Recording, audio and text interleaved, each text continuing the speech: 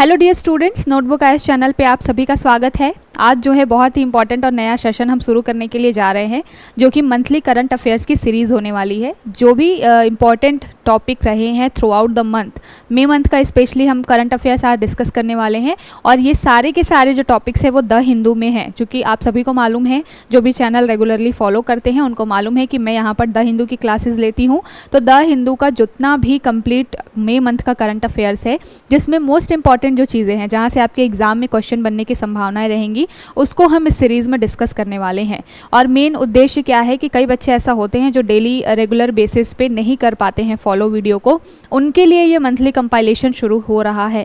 साथ के साथ में जो रेगुलरली फॉलो करते हैं उनके लिए बहुत अच्छी चीज़ है कि आप क्या कर सकते हैं, एक रिवीजन कर सकते हैं, क्विक रिवीजन आपको मिलेगा। पूरे जो आप थ्रू आउट द डे आप जो भी टॉपिक्स हैं उसको अगर रेगुलरली फॉलो करते हैं तो वो तो बहुत अच्छी बात है। और नहीं भी करते हैं, मान लीजिए कि कोई वर्किंग प्रोफेशनल है या कोई और मजबूरी है जिसकी वजह से आप डेली अगर आप नहीं देख पा रहे हैं वीडियो, तो मंथली जो ये कंपाइलेशन आने वाली है वहाँ से आप वीडियो देखेंगे तो आपका कोई भी इंपॉर्टेंट टॉपिक जो है वो स्किप नहीं होगा और एग्ज़ाम में आपको ये डर नहीं रहेगा कि आपने कोई चीज़ मिस कर दी है या करंट अफेयर्स आपने मिस कर दिया है। तो इन सबको ध्यान में रखते हुए मैंने कोशिश की है कि ये जो वीडियो हो बहुत ही यूज़फुल रहे आपके लिए। कोई भी इधर उधर की बहुत ज़्यादा बात नहीं होगी, फालतू की न्यूज़ नहीं होगी, बहुत टू द पॉइंट एकदम एग्ज़ाम के लिए मोस्ट इंपॉर्टेंट जो टॉपिक्स हैं उसको यहाँ पर डिस्कस किया जाएगा। अलग अलग सेक्टर से, इकोनॉमी, पॉलिटी, साइंस, हर सेक्टर से जहाँ से आपके क्वेश्चन बन सकते हैं उन टॉपिक्स को मैंने लिया है। जिन टॉपिक्स पे ऐसा लगेगा कि बहुत डिटेल में जाने की ज़रूरत है वहाँ बहुत डिटेलिंग में बात करेंगे। जहाँ पर आपको सिर्फ ओवरव्यू की ज़रूरत होगी वहाँ पर सिर्फ ओवरव्यू देखेंगे। यहाँ पर सिर्फ न्यूज़ नहीं है, ऐसा नहीं है कि सिर्फ छोटी बड़ी न्यूज़ हैं, एडिटोरियल भी अगर कुछ बहुत ज़्यादा इंपॉर्टेंट है, कॉन्सेप्ट क्लैरिटी के लिए ज़रूरी है, तो मैंने उसको भी शामिल किया है। क्योंकि पूरे मई मंथ का करंट अफेयर्स है और हम ये भी इंश्योर करेंगे कि वीडियो बहुत ज़्यादा लंबा ना हो, इसलिए बहुत ज़्यादा डिटेल में तो मैं नहीं जाऊँगी। पूरी डिटेलिंग के लिए आपको डेली करंट अफेयर्स जो हमारा द हिंदू का आता है उसको फॉलो करना पड़ेगा। लेकिन जो बच्चे जो कि कम समय में अपना रिवीजन करना चाहते हैं उनके लिए ये पूरा जो मंथली करंट अफेयर्स का द हिंदू का जो सीरीज़ है वो बहुत यूज़फुल रहने वाला है। तो चलिए शुरू करते हैं। सारे टॉपिक्स को जो बहुत इंपॉर्टेंट है मई मंथ के उसको हम यहाँ पर डिस्कस करने वाले हैं। ईच एंड एवरी टॉपिक्स के ऊपर में बात करेंगे और जो भी टॉपिक होगा वहाँ से जितना भी इंपॉर्टेंट चीज़ें हम जुटा सकते हैं उसको हम बात करेंगे। तो चलिए शुरू करते हैं। सबसे पहले देख लेते हैं कोटा बम्बू लाइटिंग के बारे में। कोटा बम्बू लाइटिंग के बारे में क्या है, ये एक तरीके की प्राकृतिक घटना है, बहुत ही यूनिक तरीके की घटना है। बहुत क्विक जाऊंगी मैं, तो कई लोगों को स्पीड से अगर प्रॉब्लम होगी तो वो थोड़ा सा कम ज़्यादा करके आप अपने यूट्यूब की सेटिंग में जा करके थोड़ा स्पीड को कम ज़्यादा करके देख लीजिएगा, क्योंकि बहुत बड़ा एक लेक्चर होने वाला है। लगभग 31 दिन का ये पूरा आपका करंट अफेयर्स रहने वाला है। तो बहुत ही लंबा क्लास अगर मैं बना दूँगी तो आप लोग भी देख ही नहीं पाएंगे और मुझे भी अच्छा नहीं लगेगा कि अगर मैं मेहनत कर रही हूँ और उस पर रिस्पांस अच्छा नहीं आएगा। तो इसलिए हम शॉर्ट में जाएंगे, जो भी इंपॉर्टेंट टॉपिक्स होंगे। हाँ, ये चीज़ ज़रूर होगी कि इंपॉर्टेंट फैक्ट आपका नहीं स्किप होगा, इसकी मैं गारंटी ले सकती हूँ। ठीक है, तो चलिए शुरू करते हैं। सबसे पहले बात की जा रही है कोटा बम्बू लाइटनिंग के बारे में। ये क्या है, एक तरीके का बहुत ही सुंदर यूनिक सी प्राकृतिक घटना है। स्पेशली कहाँ पर होती है, तो वेनेजुएला में होती है। ये घटना जो है वेनेजुएला में होती है और कोटा बम्बू रिवर जो है वेनेजुएला का, वहाँ पर ये प्राकृतिक घटना होती है, इसलिए इसको नाम रखा गया है कोटा बम्बू लाइटिंग। ठीक है, ये आपको टर्म वाइज ही क्वेश्चन बन सकता है। ठीक है, बात क्या की जा रही है, यहाँ पर लगभग 1 मिनट में बहुत बार बिजली कड़कने की जो है इस तरीके की घटनाएं होती हैं। कहाँ पर होती है, वेनेजुएला में। ठीक है, तो कोटा बम्बू लाइटनिंग के बारे में याद रखिएगा, वेनेजुएला की ये घटना है और एक तरीके से प्राकृतिक घटना है। बिजली जो है वो कड़कती है, इस वजह से होता है। और बिजली क्यों कड़कती है, क्योंकि यहाँ पर जो नदियाँ हैं वो एक तरीके से बहुत ज़्यादा चार्ज इलेक्ट्रिसिटी की वजह से, क्योंकि वहाँ का पानी बहुत गर्म है, इस वजह से बहुत तेज़ी से बहती हैं। तो वहाँ पर एक तरीके की इलेक्ट्रिसिटी जो जनरेट हो जाती है और उसकी वजह से जो पार्टिकल्स हैं वो चार्ज पार्टिकल में बदल जाते हैं और उसकी वजह से है जो कि बिजलियाँ जो है वहाँ पर बहुत ज़्यादा कड़कती है। ठीक है, तो नाम याद रखिएगा किसके बारे में बात की जा रही है, कोटा बम्बू लाइटनिंग के बारे में। कहाँ पर है, वेनेजुएला में। और स्पेशली कहाँ पर है, तो कैरिबियन सी जो है वेनेजुएला के पास में, वहाँ पर ये पूरा जो है लाइटनिंग इफेक्ट देखने को मिलता है। ठीक है, अब यहाँ पे थोड़ा सा वेनेजुएला का मैप देख लेते हैं। तो वेनेजुएला का ये मैप है और इसकी राजधानी कहाँ पर आपको दिख रही होगी, कोलंबो जो है वहाँ पर आपको वेनेजुएला की राजधानी आपको देखना पड़ेगा, इसमें राजधानी नहीं है।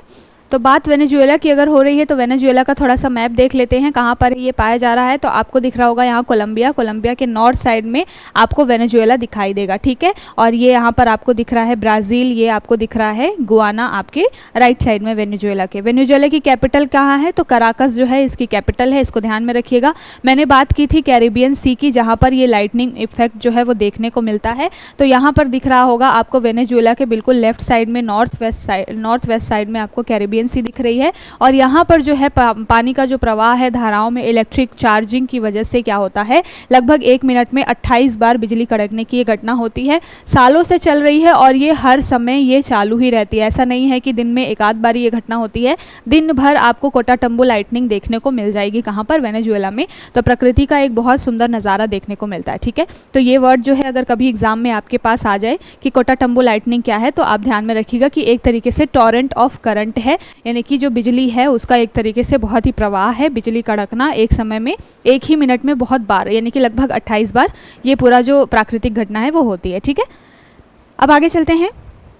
आगे जो हमारी न्यूज़ है बहुत ज़्यादा चर्चा में रही इस पूरे महीने और अभी भी ये चर्चा में है क्योंकि रिसर्च का ये टॉपिक बनी हुई है। बात की जा रही है H5N1 जो वायरस है उसके बारे में।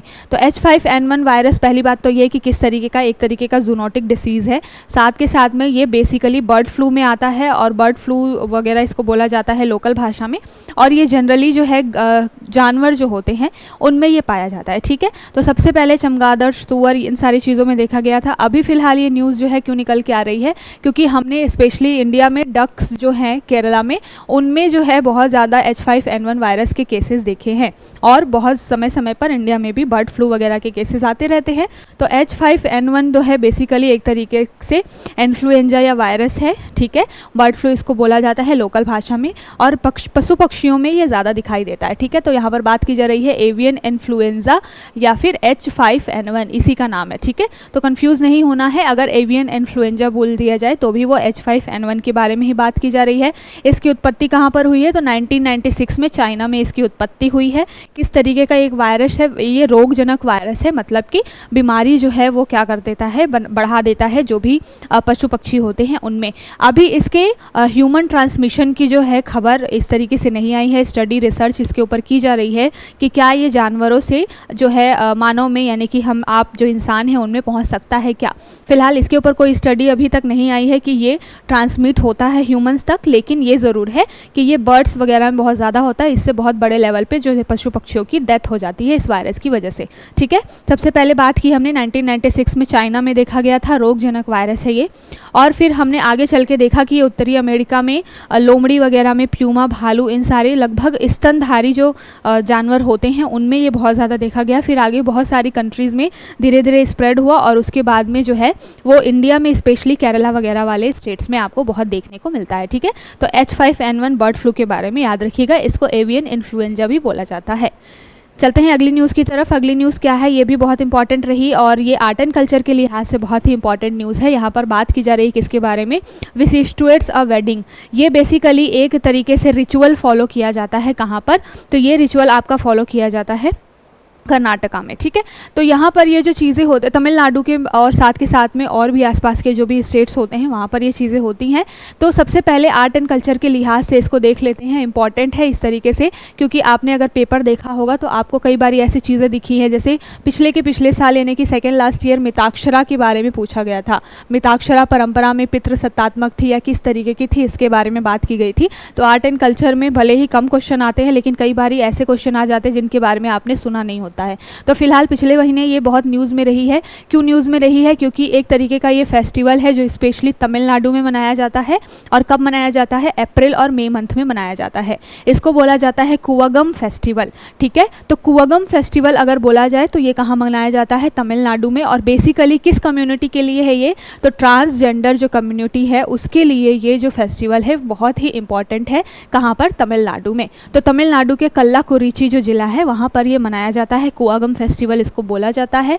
कौन से मंथ में? तो पूरा अप्रैल से मई के मंथ में लगभग 15 दिनों तक ये चलता है। और बेसिकली ये जो पिक्चर्स दिख रही हैं ये ट्रांसजेंडर्स हैं जो कि बिल्कुल श्रृंगार करके दुल्हन की तरह एक तरीके से श्रृंगार करके आते हैं और ये मंदिर में रिचुअल को फॉलो करते हैं। ठीक है, तो इसके पीछे एक हिस्ट्री रही है। ये जो है पूरा इरावन बोला जाता है, ये जो त्यौहार इरावन को समर्पित है, जिनको कुट्ठन डावर भी बोला जाता है। तो बेसिकली भगवान कृष्ण से रिलेटेड है ये कुछ चीज़ें कि कोई ट्रांसजेंडर उस समय में भगवान कृष्ण ने एक मोहिनी का रूप धारण कर लिया था और इस तरीके से ट्रांसजेंडर कम्युनिटी का माना जाता है कि उदय हुआ है और उसको ये सेलिब्रेट करने के लिए कुआगम फेस्टिवल जो है वो मनाते हैं। ठीक है, तो कहाँ पर मनाया जाता है? तमिलनाडु में मनाया जाता है और बेसिकली ट्रांसजेंडर कम्युनिटी को क्या है, ये बिलोंग करता है। अप्रैल और मई मंथ में मनाया जाता है, लगभग 15 दिनों तक चलने वाला त्यौहार है। ठीक है, तो इसमें बहुत सारी चीज़ें की जाती हैं, जैसे कि अनुष्ठानिक डांस वगैरह किए जाते हैं। बहुत सुंदर तरीके से ये सज धज करके आते हैं ट्रांसजेंडर कम्युनिटी के लोग और वहाँ पर डांस परफॉर्म करते हैं, भगवान को प्रसन्न करने की कोशिश करते हैं। ठीक है, तो ध्यान में रखिएगा कुआगम फेस्टिवल के बारे में। अब चलते हैं अगली न्यूज़ की तरफ। ये भी बहुत इंपॉर्टेंट है। बात की जा रही है परक्यूजन मेस्ट्रो अरविंदक्षम मरार, इनकी अभी डेथ हुई है। तो कई बार पर्सनालिटी जिनकी रिसेंट में डेथ होती है बहुत फेमस होते हैं, वहाँ से क्वेश्चन बन जाता है। तो बात किसके बारे में की जा रही है? अरविंदक्षम जी के बारे में बात की जा रही है। ठीक है, ये बेसिकली एक तरीके से मेस्ट्रो जो है, परक्यूजन मेस्ट्रो जो है वो एक बजाने का काम करते थे, वाद्य यंत्र जिसको बोला जाता है, ढोलक के जैसे ही दिखता है वो, उस तरीके का ये वाद्य यंत्र बजाने का काम करते थे। काफ़ी लगभग 47 ईयर्स तक इन्होंने ये काम किया हुआ है। 82 ईयर की एज में अभी इनकी डेथ हुई है। ठीक है, बेसिकली ये त्रिशूर जिले से बिलोंग करते थे। इनका पूरा नाम किलाथ अरविंदाक्षम मरार था। ठीक है, तो और ये बहुत ज़्यादा इंपॉर्टेंट क्यों है? क्योंकि इनको हमारे यहाँ पे बहुत जो सर्वोच्च साहित्य के क्षेत्र में जो अवार्ड्स होते हैं वो भी मिले हुए हैं, तो इसलिए ये नाम बहुत इंपॉर्टेंट है, इनके बारे में याद रखिएगा। ठीक है, तो नाम इंपॉर्टेंट है क्यों? क्योंकि वनडे एग्जाम्स में जनरली बेसिकली पूछ लिया जाता है। तो अरविंदक्षम मरार जी का नाम याद रखिएगा। परक्यूजन मेस्ट्रो जो है वो बजाते थे और बहुत ही इंपॉर्टेंट व्यक्ति थे। 82 ईयर्स की एज में इनकी डेथ हुई है। ठीक है, तो ध्यान में रखिएगा। चलते हैं आगे। अगली न्यूज़ क्या है? March mining output growth slows to 1.2 signal of IIP। तो IIP जो है हमारे यहाँ पे क्या करता है, इस तरीके के माइनिंग से रिलेटेड और अलग अलग जो हमारे 8 कोर सेक्टर्स हैं उससे रिलेटेड क्या डेवलपमेंट हुआ है, कितना उत्पादन हुआ है, कितनी कमी हुई है, उसको लेकर के डाटा जारी करता है। हमारे लिए डाटा बहुत इंपॉर्टेंट नहीं होता क्योंकि ये हर महीने चेंज होता रहता है, क्योंकि किस महीने क्या प्रोडक्शन हुआ ये पूछने भी नहीं वाली है आपसे UPSC या फिर कोई भी एग्ज़ाम में, लेकिन ये बहुत इंपॉर्टेंट हो जाता है कि इस तरीके का डाटा जारी कौन करता है और जारी करने का उद्देश्य क्या होता है। तो IIP जो है वो इस तरीके का डाटा जारी करता है कि किस तरीके से माइनिंग क्षेत्र में ग्रोथ हो रही है, रिफाइनरी या फिर इलेक्ट्रिसिटी क्षेत्र में कितनी ग्रोथ हो रही है। IIP ये डाटा क्यों जारी करता है? क्योंकि इससे पता चलता है कि इंडियन इकोनॉमी किस तरीके से चलने वाली है। ठीक है, तो आने वाले भविष्य में इंडियन इकोनॉमी की ग्रोथ कैसी रहने वाली है ये प्रोडक्शन से ही पता चलता है। जितने मैसिव लेवल पे अच्छा प्रोडक्शन होगा उतनी अच्छी हमारी ग्रोथ होगी।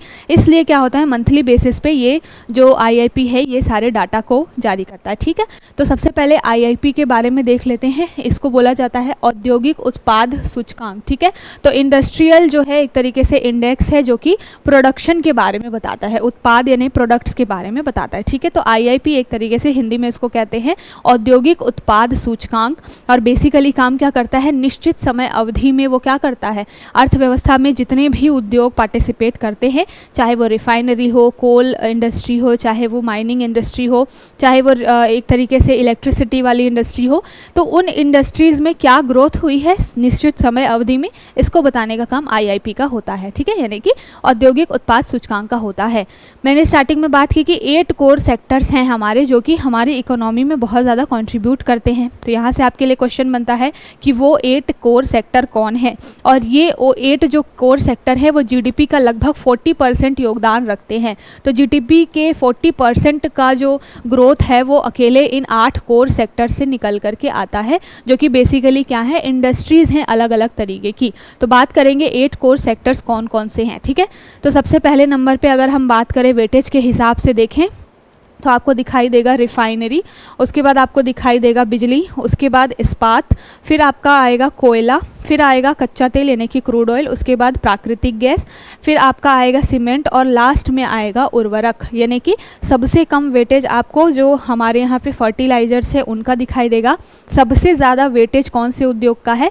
रिफाइनरी उद्योग जो है हमारा, उसका सबसे ज़्यादा लगभग 47% के अराउंड जो है वो वेटेज जो है अकेले रिफाइनरी सेक्टर का है हमारे ग्रोथ में, हमारी जो इन्वायरमेंटल ग्रोथ है उसमें। और उसके बाद में फिर यहाँ पर इलेक्ट्रिसिटी, फिर स्टील आता है, कोल आता है, क्रूड ऑयल आता है, नेचुरल गैस, सीमेंट और उर्वरक। तो ये सारे नाम आपको पता होने चाहिए 8 कोर इंडस्ट्रीज़ के, क्योंकि कई बार मैच द फॉलोइंग में साथ के साथ में मल्टीपल ऑप्शन जो चूज़ करने होते हैं वहाँ पर पूछ लिया जाता है कि इनमें से कौन 4 या 5 जो हैं वो 8 कोर सेक्टर्स में शामिल है या नहीं है। ठीक है, तो आई होप आपको समझ में आ गया होगा। जारी कौन करता है इनके बारे में डाटा? तो IIP जो है वो इनके बारे में डाटा जारी करता है। ठीक है, अब चलते हैं आगे। बात की जा रही है April palm oil import swell to 3 month high. हम तो करंट अफेयर्स मई का डिस्कस कर रहे हैं, फिर अप्रैल की बात कहाँ से आई? तो जो भी एक महीने में जो भी एक तरीके से डेवलपमेंट होता है वही तो अगले महीने न्यूज़ में आती है। तो पूरे अप्रैल मंथ का ये डाटा जो है जब निकाल के लाया गया है, किसके बारे में? पाम ऑयल इंपोर्ट के बारे में। पाम ऑयल जिसको ताड़ का तेल बोला जाता है, उसका इंपोर्ट हम करते हैं। क्यों इंपोर्ट करते हैं? क्योंकि बहुत ज़्यादा हम इसका यूज़ करते हैं आपके सौंदर्य प्रसाधन की चीज़ों में, आपके फूड के लिए, प्रोसेस्ड फूड के लिए भी आप इसका बहुत यूज़ करते हैं। साथ के साथ में फ्यूल वगैरह बनाने के लिए भी पाम ऑयल का बहुत बड़े लेवल पे यूज़ होता है। ठीक है, तो पाम ऑयल बहुत ही इंपॉर्टेंट है हमारे लिए। हमारे यहाँ पे इसका उत्पादन कम होता है, इस वजह से ज़्यादातर पाम ऑयल इंडिया क्या करती है? इंपोर्ट करती है। और अगर आप इंपोर्ट डेस्टिनेशन देखेंगे कि सबसे ज़्यादा अगर वर्ल्ड वाइड पाम ऑयल कहाँ पर होता है, तो इंडोनेशिया ऐसी कंट्री है जहाँ पर सबसे ज़्यादा पाम ऑयल का प्रोडक्शन किया जाता है। ठीक है, तो अभी बात की जा रही है कि इंडिया के रिस्पेक्ट में कि पिछले 3 महीने में सबसे हाईएस्ट जो इंपोर्ट है वो अप्रैल महीने में हुआ है पाम ऑयल का। ठीक है, तो पाम ऑयल के बारे में थोड़ा सा देख लेते हैं। ये एक तरीके के खाद्य वनस्पति तेल है। ठीक है, ताड़ के फल से ये निकल के आता है, जिसको मेसोकॉर्प बोला जाता है। जो मेसोकॉर्प यानी कि जो गूदा होता है ताड़ का, उससे निकल करके आता है। उपयोग मैंने बताया खाना पकाने में, प्रसाधन, सौंदर्य प्रसाधन में, प्रोसेस्ड फूड वगैरह में, चॉकलेट, साबुन, शैम्पू वगैरह बनाने में बहुत ज़्यादा यूज़ होता है। तो पाम ऑयल का बहुत ज़्यादा इंपॉर्टेंस है, क्योंकि डे टू डे लाइफ में हम इन सारी चीज़ों का बहुत ज़्यादा यूज़ करते हैं। अगली बात मैंने बताई कि सबसे ज़्यादा प्रोडक्शन कहाँ होता है? इंडोनेशिया में। इंडोनेशिया के साथ एक और कंट्री है मलेशिया में। तो अकेले इंडोनेशिया और मलेशिया मिल करके पूरे विश्व का लगभग 90% प्रोडक्शन क्या करते हैं? पाम ऑयल का करते हैं। ये बहुत इंपॉर्टेंट फैक्ट है, याद रखिएगा। और अगर बात की जाए केवल इंडोनेशिया के रिस्पेक्ट में, तो 2021 का डाटा बताता है कि लगभग 45 मिलियन टन से अधिक की सबसे बड़ी मात्रा जो है हमने क्या की है? उत्पादन किया है। किसने? इंडोनेशिया है। ठीक है, तो पाम ऑयल से रिलेटेड कुछ ये 3-4 इंपॉर्टेंट फैक्ट्स हैं। पहली बात तो ये कि क्या है ये? तो ये एक तरीके का खाद्य वनस्पति तेल है। कहाँ कहाँ यूज़ होता है बात कर ली हमने, और सबसे ज़्यादा प्रोडक्शन इंडोनेशिया और मलेशिया करते हैं। और इंडिया जो है पाम ऑयल का बहुत बड़ा एक तरीके से आयातक यानी कि इम्पोर्टर है। ठीक है, ध्यान में रखिएगा। और अकेले ही इंडोनेशिया मलेशिया मिलकर के लगभग 90% पाम ऑयल का क्या कर लेते हैं? प्रोडक्शन कर लेते हैं। तो आई होप आपको समझ में आया होगा। चलते हैं अगली न्यूज़ की तरफ। बात की जा रही है private refineries crude oil import from Russia said to be at least 12 month high in April. तो यहाँ पर बात की जा रही है कि इस बार अप्रैल महीने में अगर हमने तुलना की है क्रूड ऑयल यानी कि कच्चा तेल के बारे में, तो देखा है कि पिछले 12 महीने में सबसे ज़्यादा हमने क्रूड ऑयल रशिया से क्या किया है? परचेस किया है। और ये 12 महीनों की तुलना पिछले साल से की गई है।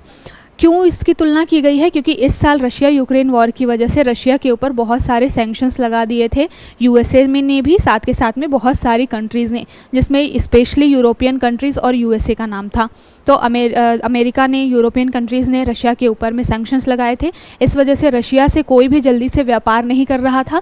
लेकिन इंडिया ने सारे सैंक्शंस का ध्यान न रखते हुए बहुत ज़्यादा इस बार रशिया से क्रूड ऑयल का परचेस किया है। तो इसके बारे में बताया जा रहा है कि पिछले 12 महीनों में अगर तुलना करें तो क्रूड ऑयल का इंपोर्ट हमने, इंडिया ने रशिया से बहुत ज़्यादा किया है। अब यहाँ पर फैक्चुअल डाटा तो आपसे पूछेगा नहीं कि कितने बैरल आपने किया है, क्या नहीं किया है, लेकिन ये चीज़ इंपॉर्टेंट ज़रूर है कि अगर आपसे पूछ लिया जाए कि कहाँ पर किसके साथ सबसे ज़्यादा तेज़ी देखी गई है इंपोर्ट में, तो लगभग हमने 26% का एक तरीके से उछाल मारा है रशिया के साथ एक्सपोर्ट में। ये जो इंपोर्ट ये है, ये इतना ज़्यादा इसलिए है क्योंकि पहले जो है हम रशिया से बहुत ही कम मात्रा में ऑयल इंपोर्ट करते थे। क्रूड ऑयल बेसिकली जो हमारे यहाँ पे अरब कंट्रीज़ हैं वहाँ से हम बहुत ज़्यादा क्रूड ऑयल मंगाते थे, यूएसए वगैरह से भी। लेकिन जो है यूएसए तो अपने यहाँ पर स्टॉक को रखता है और वो बाहर से क्रूड ऑयल वगैरह मंगाता है। लेकिन अगर बेसिकली बात की जाए कि ऑयल प्रोडक्शन सबसे ज़्यादा अरब कंट्रीज़ वगैरह करती हैं, जो कि आपके एक तरीके से पूरा अरब कंट्री का एक ग्रुप बना हुआ है, ओपेक जिसको बोला जाता है। ओपेक ग्रुप ही बना हुआ है इसके लिए कि वो ऑयल प्रोड्यूसिंग कंट्रीज़ हैं यहाँ पर लगभग 13 प्लस और भी बहुत सारे इसमें कंट्रीज़ हैं। तो ओपेक से हम बहुत ज़्यादा क्या करते हैं, क्रूड ऑयल परचेस करते हैं। लेकिन इस बार हमने रशिया के साथ भी काफ़ी अच्छा खासा क्रूड ऑयल परचेस किया है, लगभग 26% का इजाफा इसमें देखा गया है। ठीक है, ध्यान में रखिएगा। अगली न्यूज़ बोली जा रही है, एनसीएलटी लॉग्स 43% राइज इन डेप्ट रिजोल्यूशन केसेस शेज आईबीबीआई। तो यहाँ पर दो चीज़ें इकोनॉमी के हिसाब से जीएस पेपर 3 में ये टर्म्स बहुत इंपॉर्टेंट है। पहली बात तो किसके बारे में, एनसीएलटी के बारे में, और दूसरा आईबीबीआई, इंसोलेंसी एंड बैंक करप्सी, जो पूरा कोड और एक तरीके से संहिता है, इसके बारे में बात की जा रही है। और बोला जा रहा है कि एनसीएलटी जो है वो एक तरीके का ट्रिब्यूनल है, नेशनल कंपनी लॉ ट्रिब्यूनल इसको बोला जाता है। और ये ट्रिब्यूनल क्या करता है, जितने भी हमारे यहाँ पे इकोनॉमिक सेक्टर में काम करने वाली कंपनियाँ हैं, अगर उनके बीच कोई भी डिस्प्यूट होता है तो उसको रिजॉल्व करने का काम एनसीएलटी का होता है। और अभी एनसीएलटी ने लगभग 43% का एक तरीके से उछाल मारा है। अगर आप बात कर लीजिए किसके बारे में, अगर हम बात करते हैं कि दो कंपनीज़ के बीच में उन्होंने एक तरीके से रिजोल्यूशन कराने की या फिर जो भी विवाद है सेटल डाउन करने की कोशिश की है, तो उसमें 43% का इजाफा देखा गया है एनसीएलटी की वजह से। ठीक है, तो यहाँ पर थोड़ा सा एनसीएलटी को क्या कर लेते हैं, हम थोड़ा सा रिवाइज कर लेते हैं, क्योंकि जो भी संगठन होते हैं, ऑर्गेनाइजेशंस होते हैं, या फिर कॉन्स्टिट्यूशनल नॉन कॉन्स्टिट्यूशनल बॉडीज़ होती हैं, वहाँ से आपके क्वेश्चन बनते हैं। ठीक है, तो NCLT national company law tribunal, इसको हिंदी में राष्ट्रीय कंपनी कानून न्यायाधिकरण बोला जाता है। तो ट्रिब्यूनल्स क्या होते हैं, ट्रिब्यूनल्स बेसिकली कोर्ट का बर्डन कम करने के लिए इसको बनाया जाता है। ठीक है, हम एनजीटी के बारे में भी जानते हैं, नेशनल ग्रीन ट्रिब्यूनल बोला जाता है, जो कि 2010 में आया। तो ट्रिब्यूनल्स बेसिकली क्या होते हैं, कोर्ट के समान ही कुछ मामलों में वो एक तरीके से अधिकार रखते हैं और प्राकृतिक न्याय के सिद्धांत के ऊपर काम करते हैं। प्राकृतिक न्याय का सिद्धांत आगे अभी हम डिस्कस करेंगे। बेसिकली ये होता है प्राकृतिक न्याय का सिद्धांत कि कोई व्यक्ति अपने ही मामले में जज नहीं होगा, सभी पक्षों को पहले सुना जाएगा, इस तरीके से। ठीक है, तो उसको आगे और चर्चा करेंगे हम। फिलहाल एनसीएलटी के ऊपर आते हैं। एनसीएलटी एक अर्ध न्यायिक निकाय है। जितने भी ट्रिब्यूनल्स होते हैं वो अर्धन्यायिक होते हैं। अर्धन्यायिक इसलिए बोला जाता है क्योंकि इसके बाद भी ऊपर जा कर के आप क्या कर सकते हैं, इनके ऑर्डर के खिलाफ में एक तरीके से अपील कर सकते हैं। आप हाई कोर्ट या फिर सुप्रीम कोर्ट में आप जा सकते हैं। ठीक है, सुप्रीम कोर्ट में आप जा सकते हैं। इसके बाद में अर्धन्यायिक बोलने का मतलब ये है कि कुछ मामलों में तो कोर्ट के समान इनको एक तरीके से सज़ा देने का अधिकार होता है, लेकिन बहुत बड़े जो मामले होते हैं वहाँ पर इनका जो अधिकार है जो सज़ा देने का, वो दायरा थोड़ा सा कम हो जाता है। इसलिए इसको पूरी तरीके से न्यायिक ना बोल के अर्धन्यायिक बोला जाता है। और बेसिकली जो ट्रिब्यूनल्स होते हैं वो आपको जेल भेजने के बजाय क्या करते हैं, आपके ऊपर पेनल्टी वगैरह लगाने का काम करते हैं। ठीक है, इसलिए भी इनको अर्धन्यायिक बोला जाता है। तो हम किसके बारे में बात कर रहे हैं, एनसीएलटी के बारे में। ठीक, गठन कब हुआ है इसका, तो 1 जून 2016 को एनसीएलटी का गठन हुआ है। कौन से एक्ट के तहत, हमारे यहाँ पे 2013 का जो कंपनी एक्ट है, तो 2013 का कंपनी एक्ट के तहत में एनसीएलटी का गठन हुआ है, जो कि क्या काम करता है, कब इसका स्थापना हुआ है, 2016 में। एक्ट जो है वो 2013 का है हमारे पास, कंपनी एक्ट का, और उसके तहत एनसीएलटी बना हुआ है। धारा 408 याद रखिएगा। ठीक है, और इंसोलेंसी बैंक करप्सी, यानी कि जो भी व्यक्ति जो भी कंपनियाँ दिवाला हो जाती है, मतलब कि मान लीजिए कंपनियों ने लोन लिया बैंक से और समय पे वो इंटरेस्ट या फिर जो पूरा मूल है, जो प्रिंसिपल अमाउंट है, वो अगर नहीं दे पाती हैं कंपनियां, तो उनको एक समय के बाद में दिवाला कंपनी घोषित कर दिया जाता है। ठीक है, तो उन सारे मामलों को देखने का काम करती है। तो इसके लिए भी एक अलग से कोड है हमारे पास, जो कि 2016 का ही है। तो ये भी एक वैधानिक निकाय है, जो कि हम बात करें किसके बारे में, आईबीबीआई के बारे में, जो कि इंसोलेंसी बैंक करप्सी वाली बात है, दिवाला और दिवालियापन संहिता 2016 के तहत ये संस्था बनी है। और वैधानिक निकाय इसको बोला जाता है। याद रखिएगा, की टर्म से क्वेश्चन पूछे जाते हैं, वैधानिक है, अर्ध न्यायिक है या फिर संवैधानिक है, किस तरीके का निकाय है।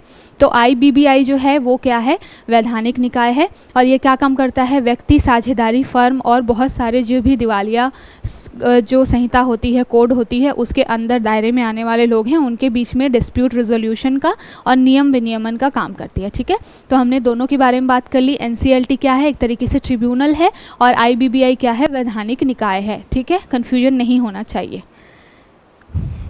आगे चलते हैं अगली न्यूज़ की तरफ। बात की जा रही है IIA release video of the moon occulting brightness star Antares. तो यहाँ पर जो स्टार अंतरास है उसके बारे में बात की जा रही है। एक तरीके का अंतरास क्या है, इसको अल्फ़ा स्कॉर्पियो के नाम से भी जाना जाता है। तो बेसिकली ये स्टार है, बहुत बड़ा दिखने वाला स्टार है, और तारामंडल में जितने भी सबसे चमकीले आपको तारे दिखाई देते हैं उसमें लगभग 15वें नंबर पर ये आता है। अभी हाल ही में मून के पास ये दिखाई दिया है। उसकी जो एक तरीके से हमारे यहाँ पे एस्ट्रोफिजिक्स के क्षेत्र में काम करने वाली जो इंडियन इंस्टीट्यूट ऑफ एस्ट्रोफिजिक्स है उसने इमेज भेजी है, क्योंकि मून के पास में इतना चमकता हुआ ये स्टार दिखाई दिया है। ठीक है, तो आपसे यहाँ पर पूछेगा अगर क्वेश्चन तो किसके बारे में पूछा जा सकता है, की टर्म से अंतरास के बारे में आपसे पूछा जा सकता है। तो आप इसको अंतरास भी पढ़ सकते हैं, जो भी आप प्रोनाउंस करना चाहें।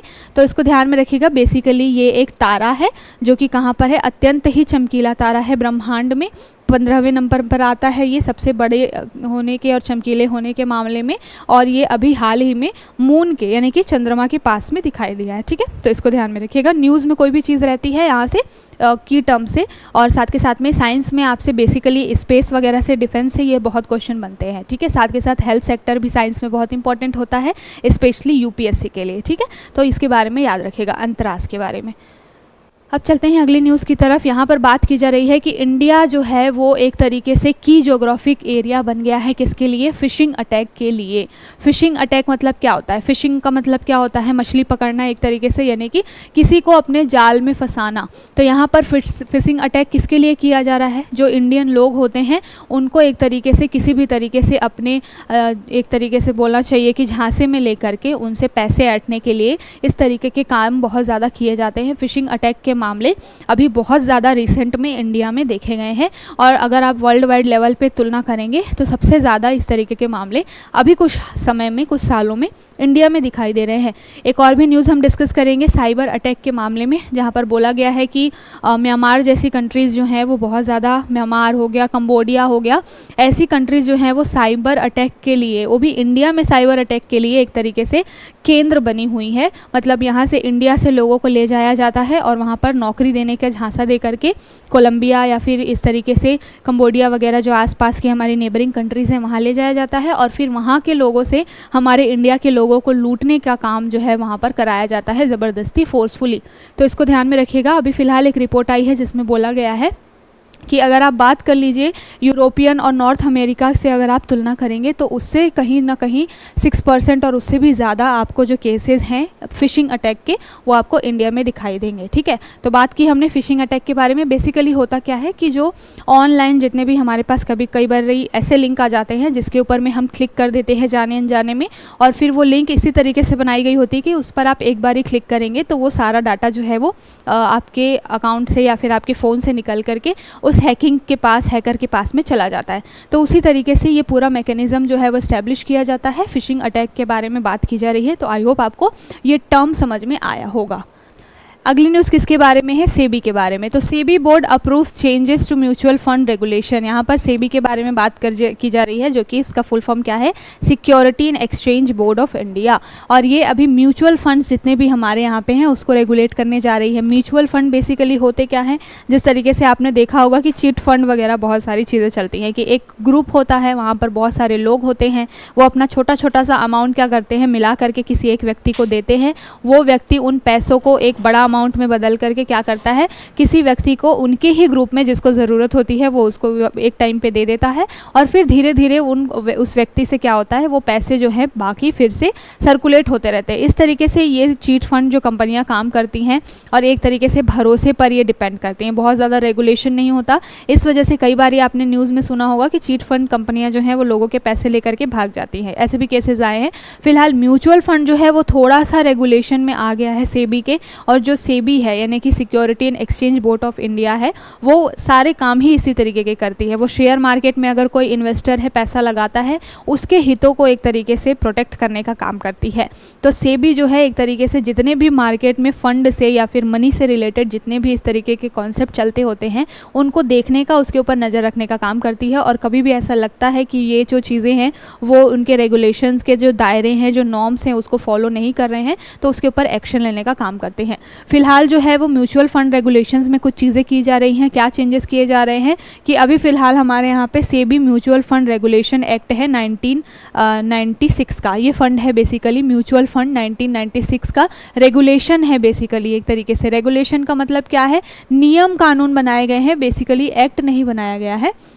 और नियम कानून के तहत जो म्यूचुअल फंड्स हैं उनको एक तरीके से कहना चाहिए कि सिक्योर करने का या फिर उनको रेगुलेट करने का जो है वो काम है। तो कब किया गया है, 1996 में। किसने किया है, सेबी के द्वारा। ठीक है, तो ये भी बेसिकली म्यूचुअल फंड्स भी होते हैं, पैसे का ही एक तरीके से लेन देन करते हैं। आपने कई एड्स देखे होंगे जिसमें बोला जाता है कि इन्वेस्ट ही करना है तो म्यूचुअल फंड्स में इन्वेस्ट क्यों नहीं करते, और फिर नीचे लिखा हुआ भी आता है कि म्यूचुअल फंड में इन्वेस्ट करना एक तरीके से हानिकारक हो सकता है। सारे जो डॉक्यूमेंट्स टर्म्स एंड कंडीशन से बिल्कुल अच्छे से पढ़ लें, उसके बाद ही पैसा इन्वेस्ट करें।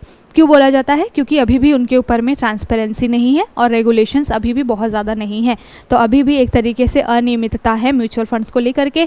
फिलहाल सेबी ने अपने जो चीज़ें हैं उसमें चेंज किया है और बोला है कि एक मैंडेटरी एसेट मैनेजमेंट कंपनीज बनाई जाएंगी जो कि क्या करेंगे, इंस्टीट्यूशनल मैनेजमेंट या मैकेनिज्म रखेंगे म्यूचुअल फंड्स को कंट्रोल करने के लिए, रेगुलेट करने के लिए। ठीक है, तो अब यहाँ पर दो चीज़ें इंपॉर्टेंट हो गई हमारे लिए, एक तो म्यूचुअल फंड, दूसरा सेबी। म्यूचुअल फंड के बारे में हमने बात कर ली कि बेसिकली क्या होता है, एक तरीके से इन्वेस्टमेंट का ही तरीका है। जैसा मैंने चीट फंड जो आपके प्रोसेस है उसके थ्रू आपको समझाया कि छोटे छोटे इन्वेस्टर्स जो होते हैं वो अपना पैसा एक जगह पे लगाते हैं। एक अभी तो बहुत सारी बैंक्स खुल गई हैं छोटी छोटी जो कि क्या करती हैं, म्यूचुअल फंड में इन्वेस्ट करवाती हैं। ठीक है, और वो सेबी के रेगुलेशंस में अब आने लगे हैं धीरे धीरे, और उनके ऊपर रेगुलेशंस भी थोड़ा थोड़ा करके सेबी बढ़ाने लगी है। ठीक है, तो देखते हैं आप सेबी के बारे में। सेबी जो इतनी इंपॉर्टेंट है मार्केट में, इकोनॉमी में कोई भी रेगुलेशन ना हो इसको देखने का काम सेबी कर रही है। तो सेबी है क्या, तो यहाँ से 2-3 तरीके के क्वेश्चन बन सकते हैं। पहला तो ये किस तरीके का निकाय है, किस तरीके की बॉडी है, तो ये एक वैधानिक निकाय है। वैधानिक निकाय कहने का क्या मतलब है कि इसको जो है एक्ट के तहत क्या किया गया है, पार्लियामेंट से पास कराया गया है। तो संवैधानिक निकाय क्या होते हैं, जिनको एक्ट के थ्रू, पार्लियामेंट के थ्रू एक्ट बना करके पास किया जाता है, उसको बोला जाता है वैधानिक निकाय। ठीक है, तो सेबी भी जो है एक तरीके का वैधानिक निकाय है। कब बना है, तो अप्रैल 1992 में भारतीय प्रतिभूति और विनियमन बोर्ड अधिनियम 1992 के तहत बना है। एक्सचेंज बोर्ड इसको इंग्लिश में कहते हैं, security and exchange board of India, Hindi में कहते हैं भारतीय प्रतिभूति विनियमन बोर्ड। ठीक है, कब बना है ये एक्ट, 1992 में ये पूरा एक्ट बनके तैयार हुआ है। क्या काम करता है, जितने भी मनी से फंड से रिलेटेड, म्यूचुअल फंड हो गया, शेयर मार्केट हो गया, इस तरीके के जितने भी रेगुलेशंस हैं जो कि अर्थव्यवस्था में एक तरीके से कभी भी अनियमितता ला सकते हैं, उतार चढ़ाव ला सकते हैं, इसको रेगुलेट करने का काम सेबी करती है। ठीक है, मार्केट के ऊपर बेसिकली नज़र रखती है। तो आई होप आपको समझ में आ गया होगा। चलते हैं अगली न्यूज़ की तरफ। बात की जा रही है, ISRO finds proof to enhance possibility of water ice in polar craters of the moon. तो यहाँ पर मून के ऊपर, जैसे हमने मालूम है कि चंद्रयान 3 मिशन हमने लॉन्च किया हुआ है, और चंद्रयान 3 मिशन के थ्रू हमने क्या किया है, चंद्रमा की सुदूरतम दक्षिणी ध्रुव है जहाँ पर हमने अपना पूरा ये जो मिशन भेजा हुआ था, जो शक्ति पॉइंट वगैरह हमने नाम दिया था, जहाँ पर विक्रम लैंडर था और प्रज्ञान जो था वो रोवर था। इस तरीके से हमने बहुत सारी चीज़ें चंद्रयान 3 के बारे में देखी है ना। तो अभी जो है इसरो ने क्या किया है, एक इमेज भेजी है, और ऐसी इमेज जो है इसरो के पास में ये जो सैटेलाइट के थ्रू आपको इमेज देखी गई है, और ये बेसिकली मून के ऊपर में जो गड्ढे मिलते हैं वहाँ पर पानी के वाटर पार्टिकल्स होने की बात की गई है। ठीक है, तो यहाँ से आपके लिए इसरो बहुत इंपॉर्टेंट हो जाता है, और चंद्रयान 3 मिशन को थोड़ा सा एक बारी क्या कर लीजिएगा, रिवाइज कर लीजिएगा। ऐसे तो पुराना हो गया, लेकिन हो सकता है कि आपसे कभी भी क्वेश्चन पूछ लिया जाए। वैसे बहुत ज़्यादा रिसेंट क्वेश्चन पूछे जाते हैं, बट कभी पेपर टफ करना होता है तो साल 1.5 साल पीछे की चीज़ें पूछ ली जाती हैं। और ये पिछले साल ही सितंबर या फिर जुलाई के मंथ में आई थिंक गया था, ये अगस्त में जाकर के ये पहुंचा था। इस तरीके से कुछ चीज़ें थी। ठीक है, तो इसरो के बारे में आगे और भी न्यूज़ है, तो हम एक जगह पे इसरो के बारे में यहाँ पर क्या कर लेंगे, रिविज़न कर लेंगे। बेसिकली आपको ये पता होना चाहिए कि मून पे अभी इसरो ने क्या किया है, पानी के या फिर आइस के जो है, वाटर आइस के एक तरीके से होने की संभावना जो है वो इसरो ने जताई है थ्रू पिक्चर्स। ठीक है, चलते हैं आगे अगली बात की जा रही है पॉक्सो एक्ट के बारे में। यहाँ पर न्यूज़ आई हुई थी, यहाँ पर क्या न्यूज़ आई हुई थी कि POCSO acts objective can not be ignored से सुप्रीम कोर्ट। तो यहाँ पर एक मामला निकल के आया था बच्चों के सेक्सुअल जो अब्यूज़ होते हैं उससे रिलेटेड। तो पॉक्सो एक्ट बनाया ही क्यों गया है कि जो भी बिलो 18 बच्चे हैं उनका जो है अगर उनके साथ में कोई भी मिसहैपनिंग होती है, कोई भी सेक्सुअल अब्यूज़ होता है, किसी भी तरीके से उनका शोषण होता है, तो उसको प्रिवेंट करने के लिए और वैसे लोगों को सज़ा देने के लिए पॉक्सो एक्ट आया है। इसको prevention of child from sexual abuse बोला जाता है, पूरा जो इसका सेक्सुअल ऑफेंस बोला जाता है पूरा इसका फुल फॉर्म है। ठीक है, तो पॉक्सो एक्ट के बारे में देखेंगे कि कब बना है, और यहाँ पर फिलहाल न्यूज़ में इसलिए आया है क्योंकि सुप्रीम कोर्ट ने ऐसा बोला है कि जो भी हमारे ऑब्जेक्टिव्स हैं इन सारे एक्ट्स को बनाने का, ऑब्जेक्टिव क्या है कि किसी भी बच्चे के साथ में कोई भी गलत काम नहीं हो, और अगर ये हो रहा है तो आदमी को कड़ी से कड़ी सज़ा दी जाए। पहली बात तो ये। दूसरी बात ये है कि जब कोई बच्चा इस तरीके से मान लीजिए उसके साथ कोई मिसहैपनिंग हो जाती है, सेक्सुअल अब्यूज़ कभी होता है, तो बच्चे होते हैं बहुत छोटी एज में, उनके मेंटल स्थिति के ऊपर में बहुत फ़र्क पड़ता है इससे। इसके लिए उनको रिहेबिलिटेशन सेंटर में भी भेजा जाता है। तो पॉक्सो एक्ट के तहत कुछ अधिकारी वगैरह होते हैं जो कि बच्चों को क्या करते हैं, जो वो मानसिक रूप से किसी भी पीड़ा से गुजर रहे होते हैं तो उनको भी रिहेबिलिटेट करने का काम करते हैं। तो यहाँ पर बोला गया है कोर्ट के द्वारा कि जो भी हमने एक मोटिव बनाया था पॉक्सो एक्ट को लेकर के, जिस भी उद्देश्य से हमने इसको बनाया था, वो कहीं पर भी ब्रीच नहीं होना चाहिए। कई ऐसे मामले निकल के आते हैं जहाँ पे एलिगेशंस लगाया जाता है कि बच्चों के साथ में जब उनका इंस्पेक्शन होता है तो पेरेंट्स को जाने नहीं दिया जाता है। तो बच्चे ऑलरेडी छोटे होते हैं, उनके साथ कोई ऐसी चीज़ हुई होती है, जैसे बच्चियाँ होती हैं, माइनर गर्ल्स होती हैं, उनके साथ रेप के केसेस आते हैं, तो वहाँ पर बच्ची ऑलरेडी डरी है, उसके साथ ऐसी चीज़ हुई है जिसके बारे में उसको मालूम नहीं है, और फिर वो किसी अनजाने व्यक्ति के साथ में इंस्पेक्शन के लिए जा रही है। तो इस तरीके के बहुत सारे लूप होल्स हैं। इसको लेकर के सुप्रीम कोर्ट ने बोला है कि मामला ऐसा होना चाहिए कि जिस ऑब्जेक्टिव को ध्यान में रख के पॉक्सो एक्ट बना है उस ऑब्जेक्टिव को फुलफिल करना चाहिए। ठीक है, तो पॉक्सो एक्ट के बारे में थोड़ा सा रिवीजन कर लेते हैं। कब ये आया है, तो सबसे पहले ये याद रखिएगा कि 2012 का ये एक्ट है। बच्चों के खिलाफ में जितने भी यौन अपराध होते हैं उनसे निपटने के लिए आता है। केवल बच्चियों के लिए नहीं है ये, यहाँ पर लड़के और लड़कियाँ दोनों ही इसमें शामिल हैं। जो कि आपके 18 ईयर्स से कम के बच्चे होते हैं उनके लिए है ये पूरा एक्ट। साथ के साथ में जो भी इसमें अपराधी होता है उसके लिए दंड का प्रावधान होता है। एक अधिकारी होता है जो क्या काम करता है, बच्चों के साथ जिनके साथ ऐसी चीज़ें होती हैं उनको देखने का, केयर टेकिंग का काम करता है। ठीक है, तो पॉक्सो एक्ट सबसे पहले इंपॉर्टेंट क्या है कि 2012 में इसको बनाया गया था। कई बारी एक्ट और उसका ईयर कब बनाया गया था उसको मैच करने के लिए पूछ लिया जाता है। ठीक है, तो आपको पता होना चाहिए। अगली न्यूज़ हमारी क्या है, यहाँ पर एस्ट्राजेनेका वैक्सीन के बारे में बात की जा रही है। जब कोविड आई थी तो कोविड के समय में वैक्सीन को लेकर के बहुत महामारी थी और तेज़ी में बहुत सारी वैक्सीन्स बनी। बेसिकली 2 ही कोविड शील्ड और साथ के साथ में 1-2 और भी अलग अलग जो यूरोपियन कंट्रीज़ है वहाँ पर अलग अलग नाम से चीज़ें मिली, लेकिन हमारे यहाँ पे कोविड शील्ड बहुत ज़्यादा चली। जो रशिया का स्पुतनिक भी बना था, बट सबसे ज़्यादा टीके कोविड शील्ड के लगाए गए थे कोविड के समय में। और अभी जो है वो कंपनी जो थी जिसने ये पूरा बनाया था, तो एस्ट्राजेनेका वो कंपनी थी जिसने बनाया था। और वहाँ पर इंडिया में जो सीरम इंस्टीट्यूट है उसने क्या किया था, इन सारी चीज़ों को एक तरीके से फार्मूला लेकर के हमारे इंडिया में बनाया था और बहुत बड़े लेवल पे जो है लोगों को ये कोविड शील्ड लगी थी। फिलहाल जो है कोविड शील्ड के बारे में कि ये जो वैक्सीन है वो सही नहीं है, इसके नेगेटिव इफ़ेक्ट है, इसको लेकर के यूके में जो है वो क्या लगा था, यूके की कोर्ट में एलिगेशन लगा था एस्ट्राजेनेका के ऊपर में। स्टार्टिंग के समय में तो एस्ट्राजेनेका ने मानने से इनकार कर दिया कि कोविड शील्ड के कोई भी साइड इफ़ेक्ट है, लेकिन बाद में उन्होंने बोला कि हाँ कोविड शील्ड के साइड इफ़ेक्ट हैं। और किस साइड इफ़ेक्ट की बात की, तो यहाँ पर बात की जा रही है थ्रोम्बोसिस, थ्रोम्बोसाइटोफिन।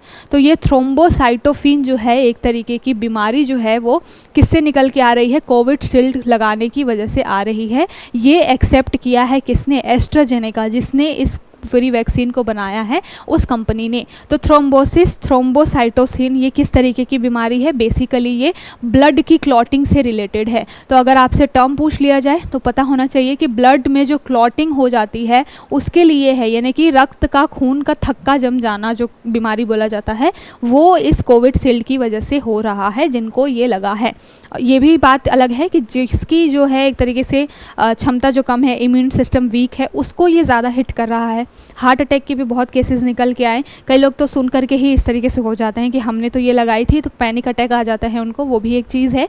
बेसिकली जो है इससे कौन सी बीमारी होने की बात की गई है, ब्लड क्लॉटिंग की बीमारी होने की बात की गई है। और कौन सा ये यहाँ पर हो रहा है, थ्रोम्बोसाइटोसिन जो है ये बीमारी का पूरा नाम है। ठीक है, तो याद रखिएगा जब बात की जा रही है किसके बारे में, एस्ट्राजेनेका कोविशील्ड इंडिया में बनाया सीरम इंस्टीट्यूट ने। बीमारी कौन सी हो रही है, ब्लड क्लॉटिंग, और किसकी वजह से हो रही है, जो थ्रोम्बोसिस थ्रोम्बोसाइटोसिन जो बीमारी है इसकी वजह से हो रही है। ठीक है, तो ये इंपॉर्टेंट था। अभी फिर से रिसर्च की जाएगी इसके ऊपर और कितना ज़्यादा इफेक्टिव है इसके बारे में बात की जाएगी। ठीक, अगला ये न्यूज़ और ज़्यादा चर्चा में रहा मई मंथ में, कौन सा, जो स्पाइस बोर्ड है हमारा इंडिया का, वो बहुत ज़्यादा चर्चा में रहा। और क्यों चर्चा में रहा, क्योंकि सिंगापुर और हांगकांग जैसे जो कंट्रीज़ हैं हमारे यहाँ से बहुत बड़े लेवल पे मसालों का क्या होता है, एक्सपोर्ट होता है। और सिंगापुर और हांगकांग जैसी कंपनीज़ ने बोला, हमारे ऊपर में ये एलिगेशंस लगाए कि हमारे यहाँ से जितने भी मसाले जा रहे हैं उसके ऊपर में उनमें क्या मिल रहा है, ETO मिल रहा है। ETO यानी कि फुल फॉर्म इसका है एथिलीन ऑक्साइड। और ये जो ETO है या फिर एथिलीन ऑक्साइड है वो किसका कॉज करता है, ये कॉज करता है कैंसर का। तो ये जो एलिगेशंस है वो किसने लगाया आपको, सबसे पहले तो सिंगापुर और हांगकांग जैसी कंपनीज़ ने लगाया हमारे यहाँ के मसालों के ऊपर। बेसिकली दो मेजर जो मसाले हमारे यहाँ बहुत ज़्यादा चलते हैं, एक तो MDH और दूसरा एवरेस्ट। तो इन जो बड़ी बड़ी ब्रांड की जो कंपनियाँ हैं जो कि मसाले बनाती हैं, इनके ऊपर में ये एलिगेशंस लगाए गए थे। तो ये न्यूज़ बहुत ज़्यादा चर्चा में रही, अभी भी इसके ऊपर जाँच हो रही है। और इसकी वजह से हमारे यहाँ जो स्पाइस बोर्ड ऑफ इंडिया है वो बहुत ज़्यादा न्यूज़ में आ गया। क्यों न्यूज़ में आ गया, क्योंकि उसी के ऊपर में ये रिस्पॉन्सिबिलिटी होती है कि जब कोई भी मसाले वगैरह हमारे यहाँ से पास होकर के जब उसका एक्सपोर्ट किया जाता है तो उसको देखने का कि उसने ग्लोबल लेवल पे जो भी नॉर्म्स हैं उसको फॉलो किया है या नहीं, सारे जो टर्म्स एंड कंडीशन है फुलफिल किए हैं या नहीं, इसको देखने का काम स्पाइसेस बोर्ड ऑफ इंडिया का होता है। इस वजह से ये न्यूज़ बहुत ज़्यादा चर्चा में रही पिछले महीने। और ETO जो है एथिलीन ऑक्साइड जो बीमारी है ये भी बहुत ज़्यादा एक तरीके से ये एलिमेंट है और ये कैंसर का कॉज करता है, ये भी बहुत न्यूज़ में रहा। ठीक है, तो अभी देख लेते हैं थोड़ा सा स्पाइस बोर्ड ऑफ इंडिया के बारे में। तो मसाला बोर्ड, इसका गठन कब हुआ है, 26 फरवरी 1987 में इसकी स्थापना हुई है। इसके लिए एक एक्ट भी बनाया गया था, मसाला बोर्ड अधिनियम 1986 का। तो 1986 में जो एक्ट बना और उसके थ्रू क्या है 1987 में ये जो मसाला बोर्ड है वो इस्टेब्लिश हुआ। बेसिकली जो है वो जो हमारे यहाँ सबसे ज़्यादा एक्सपोर्ट में क्या होता है, इलायची और काली मिर्च, ये सारी मसालों का एक्सपोर्ट हम बहुत ज़्यादा करते हैं। तो क्या किया गया था, इसके मसाला बोर्ड के अंदर में इलायची बोर्ड इंडिया जो है 1968 का उसको भी शामिल किया गया। और पहले जो मसाला निर्यात संवर्धन परिषद है जिसके बारे में अभी मैंने बात की कि अगर हम एक्सपोर्ट करना चाहते हैं तो उसके लिए भी एक अलग से अथॉरिटी होती है, एक बॉडी होती है जो कि सारे नॉर्म्स को देखती है कि ये मसाला, ये कंपनी जो है रेगुलेशन टर्म्स एंड कंडीशन को फॉलो कर रही हैं नहीं कर रही हैं। तो इन सारी चीज़ों को देखने का काम मसाला निर्यात संवर्धन परिषद का होता है। और इन सारी चीज़ों को कोलैब करके मसाला बोर्ड अधिनियम के थ्रू एक तरीके से बोर्ड बना दिया गया जो कि सारे कामों को करेगा।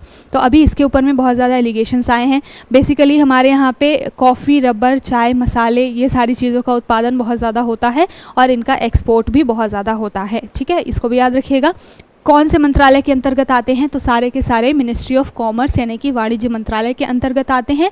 और सब के सब जो है वैधानिक कमोडिटी बोर्ड है ये। ठीक है, और वैधानिक कहने का मतलब क्या, जैसे मैंने बताया है, संवैधानिक कौन से बोर्ड होती हैं जिनको किसी एक्ट के थ्रू पार्लियामेंट के द्वारा पास किया जाता है। ठीक है, तो वो वैधानिक जो होते हैं वो निकाय ऐसे होते हैं जिनको एक्ट के थ्रू क्या किया जाता है, पार्लियामेंट के द्वारा पास किया जाता है। ये जितने भी मसाले बोर्ड आपको दिख रहे हैं सारे के सारे वैधानिक निकाय है। तो एग्जाम में क्वेश्चन बने किस तरीके का निकाय है तो आपको मालूम होना चाहिए वैधानिक निकाय है। ठीक है, तो ये जो है पूरा आपका न्यूज़ चर्चा में रहा मई मंथ में और उसके बारे में हमने सारी चीज़ें डिस्कस की। अगली न्यूज़ क्या है, अगली न्यूज़ है South Korea discussing participation in AUKUS take part. तो AUKUS जो है अभी फ़िलहाल एक तरीके से जिस तरीके से हमारे पास में क्वाड ग्रुप है उसी तरीके से ये AUKUS है। 2021 में ये बना और जब ये बना था इसमें इनिशियली केवल 3 ही कंट्रीज़ थी। कौन कौन सी, एक तो है आपकी USA, दूसरी है ऑस्ट्रेलिया और तीसरा है UK। बेसिकली ऑस्ट्रेलिया के लिए ही ये AUKUS बना था। फाइनली वहाँ पर बात की गई थी कि ऑस्ट्रेलिया को चाइना से जो भी थ्रेट आ रहे थे उसको देखते हुए ऑस्ट्रेलिया को बहुत सारे जो इक्विपमेंट्स देने हैं, कोई भी टेक्नोलॉजी शेयर करनी है, उसके लिए यूएस और यूके ने मिलकर के ये AUKUS बनाया था और इसमें केवल 3 ही लोग जो थे, 3 ही कंट्रीज जो थी इनिशियली मेंबर्स थी। लेकिन अभी यहाँ पर कौन शामिल होने की बात कर रहा है, तो साउथ कोरिया जो है, हम जानते हैं कि नॉर्थ कोरिया और साउथ कोरिया जो है जब से अलग हुए हैं, नॉर्थ कोरिया एक अलग टेंजेंट पे चलता है, लेकिन साउथ कोरिया जो है वो बहुत बाकी सारे देशों के साथ मिलकर के एक तरीके से कोलैब करके चलता है। तो AUKUS में साउथ कोरिया शामिल होने के लिए जा रहा है। आपसे फैक्चुअल वनडे एग्जाम्स में अगर क्वेश्चन बन जाए या फिर PCS में क्वेश्चन बन जाए कि कौन सा नया कंट्री है जो कि AUKUS में शामिल होने जा रहा है, तो साउथ कोरिया है। ठीक है, इसके बारे में जब मैंने बात की हुई है क्लासेस में तो बताया है कि 2 पिलर होते हैं AUKUS में, एक होता है पिलर 1 और एक होता है पिलर 2। पिलर 1 ओनली ऑस्ट्रेलिया के लिए है, लेकिन पिलर 2 में और भी बहुत सारी कंट्रीज़ को शामिल किया जा सकता है। पिलर 1 में बेसिकली जो ऑस्ट्रेलिया है उसको परमाणु हथियार वगैरह देने से रिलेटेड भी कुछ प्रोविजंस हैं, लेकिन पिलर 2 में जो कंट्रीज शामिल होंगी उनको रक्षा से संबंधित या टेक्नोलॉजी से संबंधित जो छोटी मोटी हेल्प है वो सारी प्रोवाइड करा जाएंगे। ठीक है, तो AUKUS के बारे में आप रिवीजन थोड़ा सा करिएगा और साउथ कोरिया इसमें शामिल होने की बात कर रहा है, इसको ध्यान में रखिएगा। अगली न्यूज़ क्या है, steel exports to Europe increase 65% to touch 5-year high in financial year 2024। बात की जा रही है कि इस बार जो फाइनेंशियल ईयर 2024 है वो पिछले 5 साल में स्टील का जो एक्सपोर्ट है कहाँ पर, यूरोप की तरफ, हमारे यहाँ से जो स्टील एक्सपोर्ट किया जाता है यूरोप में वो लगभग 65% रहने वाला है और पिछले 5 सालों में ये सबसे हाईएस्ट जो है एक तरीके से एक्सपोर्ट होने वाला है। ठीक है, ध्यान में रखिएगा इस चीज़ को। अब यहाँ पे अगर हम बात करें कि सबसे ज़्यादा कहाँ पर निर्यात किया जाता है स्टील वगैरह का, अगर फैक्चुअल क्वेश्चन बने तो सबसे ज़्यादा हम नेपाल में, साथ के साथ में यूरोपियन कंट्रीज़ जो हैं वहाँ पर इटली, उसके बाद बेल्जियम में और UAE वगैरह में हम क्या करते हैं, UAE जो आपकी अरब कंट्री में आती है वहाँ पर हम सबसे ज़्यादा स्टील का एक्सपोर्ट करते हैं। तो हमारे लिए एक्सपोर्ट डेस्टिनेशन के रूप में ये 3-4 कंट्रीज़ के नाम हैं। अगर आप इंडिया की बात करें कि इंडिया में सबसे ज़्यादा कहाँ पर उत्पादन होता है, क्योंकि यहीं से आपके PCS वगैरह में फैक्चुअल क्वेश्चन बनते हैं, UPSC में भी स्टेटमेंट वाइज क्वेश्चन पूछा जाता है कि इस क्षेत्र में, इस राज्य में सबसे ज़्यादा स्टील का रॉ मटेरियल अगर पूछा जाए, कच्चे स्टील या कच्चे इस्पात का, उस लिहाज से, या फिर जो एक तरीके से बना हुआ पका हुआ जो स्टील होता है उसके बारे में बात की जाए तो सबसे ज़्यादा स्टील का, इस्पात का उत्पादन हमारे यहाँ कौन से स्टेट्स में होता है, सबसे पहले नंबर पे आता है ओडिशा, उसके बाद में आपको दिखाई देगा उसके ही नेबरिंग जो स्टेट्स हैं जैसे कि झारखंड और छत्तीसगढ़। तो ओडिशा, झारखंड, छत्तीसगढ़ ये कुछ टॉप मोस्ट प्रोड्यूसर हैं स्टील के और यहाँ से आपके लिए क्वेश्चन बनता है। तो कोई भी टॉपिक जब आप पढ़ते हैं, न्यूज़ में रहता है तो इसी तरीके से पढ़ना होता है। PYQ देखा करिए, आपको समझ में आ जाएगा कि कहाँ से आपके क्वेश्चन किस तरीके से बनते हैं। ठीक है, तो ये स्टील एक्सपोर्ट को लेकर के ये न्यूज़ हुई। इसके बाद और भी स्टेट्स है जैसे कि कर्नाटक, महाराष्ट्र, गुजरात, वेस्ट बंगाल, यहाँ पे भी स्टील का प्रोडक्शन होता है, बट मेजर अगर आप देखेंगे तो ओडिशा, झारखंड और छत्तीसगढ़ में स्टील प्रोडक्शन सबसे ज़्यादा होता है। चलते हैं अगली न्यूज़ की तरफ। बात की जा रही है कोर सेक्टर स्लिट 5.2% इन मार्च। तो मैंने बात की कि ये जो आंकड़े होते हैं हर महीने चेंज होते रहते हैं, तो इसके ऊपर में हमें बहुत नहीं जाना है कि 5.2% हुआ या 6.2% हुआ, कौन से महीने में क्या रहा। हमें ओवरऑल देखना होता है। अगर हम एग्ज़ाम के लिए, UPSC के लिए पढ़ रहे हैं तो पिछले 5 सालों का ट्रेंड, कि पिछले 5 सालों में बढ़ रहा है या घट रहा है, ग्रोथ कैसी है। और उससे भी ज़्यादा इंपॉर्टेंट क्वेश्चन कहाँ से आते हैं, स्टैटिक जो पार्ट होता है वहाँ से। बात की जा रही है कोर सेक्टर्स के बारे में, मैंने अभी कुछ देर पहले ही 8 कोर सेक्टर्स के बारे में बताया। ठीक है, तो मैं फिर से रिपीट नहीं करूंगी इन सारी चीज़ों को। आप हमारे चैनल के जब जाएंगे ऐप पे तो वहाँ पर आपको PPT मिलेगा, वहाँ से जाकर के आप PPT को डाउनलोड कर सकते हैं, सारे टॉपिक्स को रिवाइज कर सकते हैं। 8 कोर सेक्टर्स में मैंने जो बताया था, बस ये बात याद रखिएगा। IIP जो है इनके लिए एक तरीके से हर साल इनका प्रोडक्शन कितना हुआ उसके हिसाब से डाटा जारी करता है। 8 कोर सेक्टर में अगर वेटेज की बात करें, सबसे ज़्यादा वेटेज आपको रिफाइनरी का दिखाई देगा और सबसे कम वेटेज आपको फर्टिलाइजर यानी कि उर्वरक का दिखाई देगा। अभी रिसेंट में ही हमने इन सारे टॉपिक्स पे बात की है।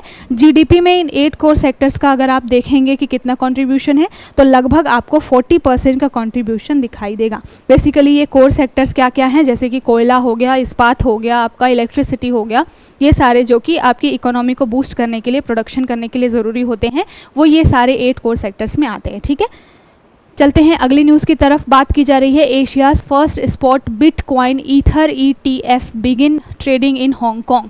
तो अभी जो है हमारे यहाँ पे बिटकॉइन जो है वो एक तरीके से रेगुलेटेड करेंसी नहीं है। इसके ऊपर बात की जा रही है। अभी जो रिसेंट पिछले साल का बजट आया था उसमें ज़रूर हमने ये किया है कि जो बिटकॉइन से संबंधित जितने भी लेन देन हैं उसमें हमने 30% का टैक्स लगाया है। तो एक तरीके से थोड़े बहुत लेवल पे हम इसको रेगुलेट करने की तरफ आगे बढ़े हैं, लेकिन अभी एक बोलना चाहिए कि कि एक कानून या एक्ट जो है बिटकॉइन को लेकर के हमने नहीं बनाया है, बट हांगकांग जो है वो क्या करने जा रहा है, इसके लिए एक तरीके से पहला जो है ट्रेडिंग के लिए अप्रूवल देने के लिए जा रहा है। ठीक, हांगकांग से पहले और भी 1-2 कंट्रीज़ हैं, एल सल्वाडोर वगैरह हैं, जो पहले भी इस तरीके की चीज़ें कर चुके हैं।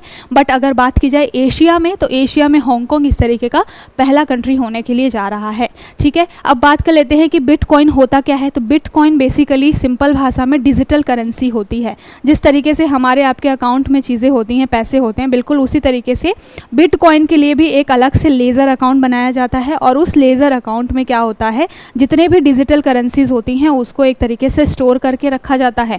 ये ऐसी करेंसी होती है जिसको आप एक हार्ड कॉपी या हार्ड फॉर्म में नहीं ले सकते हैं, निकाल नहीं सकते अपने अकाउंट से। ये इस लेज़र अकाउंट में बने रहते हैं और एक व्यक्ति से दूसरे व्यक्ति के बीच में इसका क्या होता है, ट्रांसफ़र होता रहता है। इसके थ्रू व्यापार भी किया जाता है। बहुत सारे, स्पेशली इंडिया में तो अभी रेगुलेशन नहीं है, इस वजह से इनवैलिड तरीके से हो रहा है। जहाँ पर इनको रेगुलेशन मिला हुआ है वहाँ पर वहाँ की गवर्नमेंट इन सारी चीज़ों को एक तरीके से रेगुलेट करती है और व्यापार के लेवल पे बिटकॉइन यानी कि डिजिटल करेंसीज का बहुत ज़्यादा यूज़ होता है। ठीक है, तो ध्यान में रखिएगा। सबसे पहले जो है हमारे यहाँ पे बोला जाता है, ये बहुत ही एक तरीके से भ्रांति है कि सातोशी नाकामोटो जी थे, उन्होंने ये इस तरीके की करेंसी जो ईजाद की थी। बिटकॉइन के बहुत अलग अलग नाम है, यहाँ पर ईथर के बारे में बात की जा रही है इस तरीके से, और भी बहुत सारे 3-4 नाम जो है वो बिटकॉइन के बारे में चलते रहते हैं। ठीक है, तो बेसिकली याद यही रखना है कि ये क्या है, डिजिटल करेंसी है। सबसे पहले इस तरीके का कॉन्सेप्ट 2009 में निकल के आया था कि इस तरीके की कोई डिजिटल करेंसी भी हो सकती है जो आने वाले भविष्य में आपको आयात निर्यात के लिए और पैसे वगैरह ट्रांसफ़र करने के लिए हेल्प कर सकती है। ठीक है, तो ध्यान में रखिएगा। हांगकांग के बारे में एशिया का फर्स्ट ऐसा स्पॉट होने जा रहा है जो कि बिटकॉइन ट्रेडिंग को क्या देने जा रहा है, अप्रूवल देने जा रहा है। चलते हैं अगली न्यूज़ की तरफ। बात की जा रही है SC reserve verdict on community wealth query. कई बार इस टॉपिक को मैंने डिस्कस किया हुआ है, एडिटोरियल में, न्यूज़ में बार बार आता रहा है। पिछले पूरे महीने हर दिन लगभग 1 हफ्ते तक तो ये पूरा टॉपिक चला ही चला। कहाँ पर मुद्दा आया है, आर्टिकल 39B और आर्टिकल 39C से लेकर के ये जो पॉलिटी का जो आर्टिकल है, अनुच्छेद है, वहाँ से ये जो क्वेश्चन है बहुत ज़्यादा ये टॉपिक इम्पॉर्टेंट रहा। बेसिकली बात ये की जा रही है कि जो गवर्नमेंट है उन्होंने 9 शेड्यूल्स में ज़मीन वगैरह से रिलेटेड मामलों को शामिल किया हुआ है। 9 शेड्यूल में ऐसी चीज़ें होती हैं जिसके ऊपर जुडिशियल रिव्यू जो है वो नहीं होता है। लेकिन अभी केशवानंद भारती का जब केस आया तो उसमें कोर्ट ने बोला कि हम इसको भी रिव्यू कर सकते हैं अगर जो बात होगी बेसिक स्ट्रक्चर के फॉर्मूले के ऊपर में आएगी। अगर संविधान का जो आधारभूत ढांचा है वो अगर ख़राब होगा तो हम 9 शेड्यूल में भी जो टॉपिक्स होंगे, जो कानून होंगे, उनका हम क्या कर सकते हैं, स्क्रूटनी कर सकते हैं, उसको हम रिव्यू कर सकते हैं। बट अगर आप देख लीजिए ज़मीन से रिलेटेड या भूमि अधिग्रहण का जो मामला होता है, अगर उसमें आप देखेंगे तो अभी भी जुडिशियल रिव्यू की परमिशन नहीं है, क्योंकि गवर्नमेंट जो है, संसद जो है, उसने 9 शेड्यूल में ये सारे टॉपिक्स डाल रखे हैं। ये जो अमेंडमेंट है कब किया गया था, तो 25th कॉन्स्टिट्यूशनल अमेंडमेंट किया गया था। कब, 1971 में। तो कॉन्स्टिट्यूशनल अमेंडमेंट 1971 में किया गया था, 25th वाला। और जब इसमें अमेंडमेंट किया गया तो आपके पास जो संपत्ति का अधिकार होता है, वो पहले जो आपका फंडामेंटल राइट होता था उसको निकाल करके कहाँ पर, आर्टिकल 300A के तहत एक तरीके से कानूनी अधिकार बना दिया गया। तो पहले जो है फंडामेंटल राइट्स था ये संपत्ति का अधिकार। फंडामेंटल राइट्स होने का मतलब क्या है, आप आर्टिकल 32 के तहत कोर्ट जा सकते थे अगर इससे रिलेटेड कुछ भी मामला होता, जिसको संवैधानिक उपचार बोलते हैं। बट जो कि ये अब फंडामेंटल राइट से निकल के वैधानिक कानून बन गया ये, और 300A में चला गया। तो अगर आपके साथ कुछ भी ज़मीन से रिलेटेड गवर्नमेंट कुछ भी काम करती है, सीधे आप कोर्ट में नहीं जा पाएंगे। तो ये पूरा मुद्दा जब से आया तब से अलग अलग तरीके से कई सारे मुद्दे निकल के आए। कई बारी गवर्नमेंट क्या करती है कि ज़मीन वगैरह से कहीं से रोड निकालनी होती है तो वहाँ पर जो आसपास के लोग होते हैं जिनकी ज़मीन आती है उसको वो क्या कर लेते हैं, ऑक्यूपाई कर लेते हैं। और यहाँ पर मेंशन किया गया है, उन्होंने आर्टिकल 39B 39C में चीज़ें मेंशन की हैं पहली बार की, अगर कृषि भूमि होगी तो उसी को ही क्या है, कंपनसेशन देना है गवर्नमेंट को, उसके लिए वो बाध्य है। उसके अलावा अगर कोई नॉर्मल इंसान है जो कि क्या है, उसकी ज़मीन आ रही है इस दायरे में, तो कंपनसेट कर भी सकते हैं, नहीं भी कर सकते हैं, और अगर उनको जितना भी रेट लगेगा उस हिसाब से वो देंगे। बेसिकली ये भी चीज़ें मेंशन है कि मार्केट प्राइस जो उस समय चल रहा है उसके हिसाब से ही चीज़ें देनी चाहिए। बट ये जो मामला है एक तरीके से क्लियर नहीं है, क्योंकि एक्ट में प्रोविज़न है, ये सारी चीज़ें क्लियर नहीं है कि गवर्नमेंट का इसमें इंपॉर्टेंस ज़्यादा है या फिर जुडिशियल रिव्यू के थ्रू कोर्ट इसमें हस्तक्षेप कर सकती है, नहीं कर सकती, इस वजह से ये मामला बहुत ज़्यादा चलता रहता है। ठीक है, तो आर्टिकल 39B 39C को थोड़ा सा रिवाइज कर लीजिएगा, साथ के साथ में 300A और जो हमने 25th कॉन्स्टिट्यूशनल अमेंडमेंट 1971 की बात की, इसको भी ध्यान में रखिएगा। तो पॉलिटी का एक चैप्टर है, बहुत इंपॉर्टेंट है, इसको रिवाइज थोड़ा सा करना बनता है, क्वेश्चन बन सकता है। अगली बात की जा रही है कि अभी हमने देखा था तमिलनाडु के अंदर बहुत सारा जो एक तरीके से हैवी रेनफॉल हुआ था, वहाँ पर फ्लड जैसी कंडीशन हो गई थी। तो जब ये फ्लड जैसी कंडीशन हुई थी तो क्या हुआ था कि जब तमिलनाडु ने जब भी कोई भी त्रासदी आती है तो वहाँ पर क्या किया जाता है, सेंट्रल गवर्नमेंट से डिज़ास्टर रिलीफ फंड मांगा जाता है। डिज़ास्टर रिलीफ फंड जो है वो गवर्नमेंट को, जो हमारे पास में NDRF का एक्ट बना हुआ है या फिर नेशनल डिज़ास्टर रिलीफ फंड है जो कि NDMA एक्ट 2005 के तहत बना है, इसमें क्या होता है बेसिकली पैसे जो हैं वो त्रासदी कंडीशन होती है, साइक्लोन आ गया, सुनामी आ गया, उस समय के लिए रखा जाता है। ठीक है, तो इसको ध्यान में रखते हुए तमिलनाडु ने सेंटर से मांग की थी कि भाई कुछ पैसे दे दीजिए क्योंकि हमारे पास फ्लड आया है, इंफ्रास्ट्रक्चर बहुत ज़्यादा हमारे यहाँ पे उसकी बहुत ज़्यादा क्षति हुई है और हमें क्या है और ज़्यादा फंड की ज़रूरत है सो दैट फिर से हम उसको क्या कर सके, रीएस्टैब्लिश कर सके। इसको लेकर के कोर्ट से जो केंद्र से मामला जो है तमिलनाडु ने मांगा था फंड, लेकिन वो चीज़ें मिली नहीं, फिर तमिलनाडु कोर्ट में गया। तो इस तरीके से यहाँ पर दो चीज़ें बहुत ज़्यादा इंपॉर्टेंट हो जाती है, एक तो फंडिंग को लेकर के केंद्र राज्य संबंधों की क्या बात है, इसको ये पूरा मुद्दा, साथ के साथ में जो SDRF या NDRF जैसी चीज़ें होती हैं वो बहुत इंपॉर्टेंट होती हैं।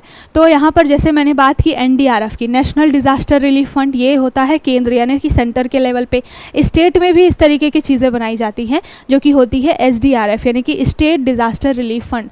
ये जो है ये भी एक तरीके से केंद्र और राज्यों के बीच में दोनों को मिला करके ही चलता है। ऐसा नहीं है कि केवल राज्य में बना है तो राज्य की गवर्नमेंट ही, स्टेट गवर्नमेंट ही इसमें फ़ंड देगी, जो सेंट्रल गवर्नमेंट है वो भी फ़ंड देती है। तो यहाँ पर जो है 75 और 25 का रेशियो होता है कि जो राज्य हैं वो क्या करेंगे, 25% कंट्रीब्यूट करेंगे और मेजर जो हिस्सा है वो सेंट्रल गवर्नमेंट को इसमें कंट्रीब्यूट करने होता है। इसी फंड को लेकर के ये जो तमिलनाडु है और केंद्र सरकार के बीच में पूरा डिस्प्यूट चल रहा है। ठीक है, तो SDRF के बारे में याद रखिएगा। ये जो बात है ये नॉर्मल स्टेट्स होते हैं, वहाँ पर 75-25 का कॉन्सेप्ट होता है, और जब ये हिमालय या फिर पहाड़ी एरिया में चले जाते हैं तो वहाँ पर 90 और 10 का कॉन्सेप्ट होता है कि 90% जो है फंड का वो केंद्र सरकार देगी, 10% जो होगा वो पहाड़ी एरिया में जो भी ऑटोनोमस बॉडी है वो, या फिर जो पहाड़ी एरिया की गवर्नमेंट है, स्टेट गवर्नमेंट है, वो ये जो काम करती है 10% फंडिंग देने का। ठीक है, तो ध्यान में रखिएगा यहाँ पर एक तो राज्य आपदा प्रबंधन अधिनियम यानी कि डिजास्टर मैनेजमेंट एक्ट 2005 का, उसके तहत ये सारे फंड वगैरह जो है वो इस्टेब्लिश किए जाते हैं। और ये जो दो केंद्र राज्य संबंधों के बीच में भी जब मुद्दा आता है वित्त से संबंधित, तो वो भी टॉपिक बहुत इंपॉर्टेंट हो जाता है। चलते हैं अगली न्यूज़ की तरफ। बहुत ही इंपॉर्टेंट है ये, क्योंकि इस तरीके से आपसे क्वेश्चन बनता है स्पेशली वनडे एग्जाम्स में। क्या बात की जा रही है, वाइस एडमिरल कृष्णन स्वामीनाथ अब क्या हुए हैं, वाइस चीफ ऑफ नेवी बन गए हैं। तो नेवी हो, चाहे वो आर्मी हो, चाहे वो आपकी वायुसेना हो, यहाँ पर कोई बड़े पद पर जाता है और वहाँ पर जो है किसी का टेन्योर पूरा होता है, नया व्यक्ति बैठता है, तो यहाँ से क्वेश्चन बनने की संभावना रहती है। तो अभी अगर पूछा जाए वाइस चीफ ऑफ नेवी कौन बनने वाले हैं, तो वाइस एडमिरल कृष्णा स्वामीनाथन जी हैं, वो बनने वाले हैं नेवी के वाइस चीफ। याद में रखिएगा। एक और बहुत ही इंपॉर्टेंट चीज़ हुई है, इसी की तरह एक और भी नियुक्ति हुई है। एडमिरल कौन बने हैं, एडमिरल दिनेश के त्रिपाठी जो हैं वो नेवी के चीफ बने हैं।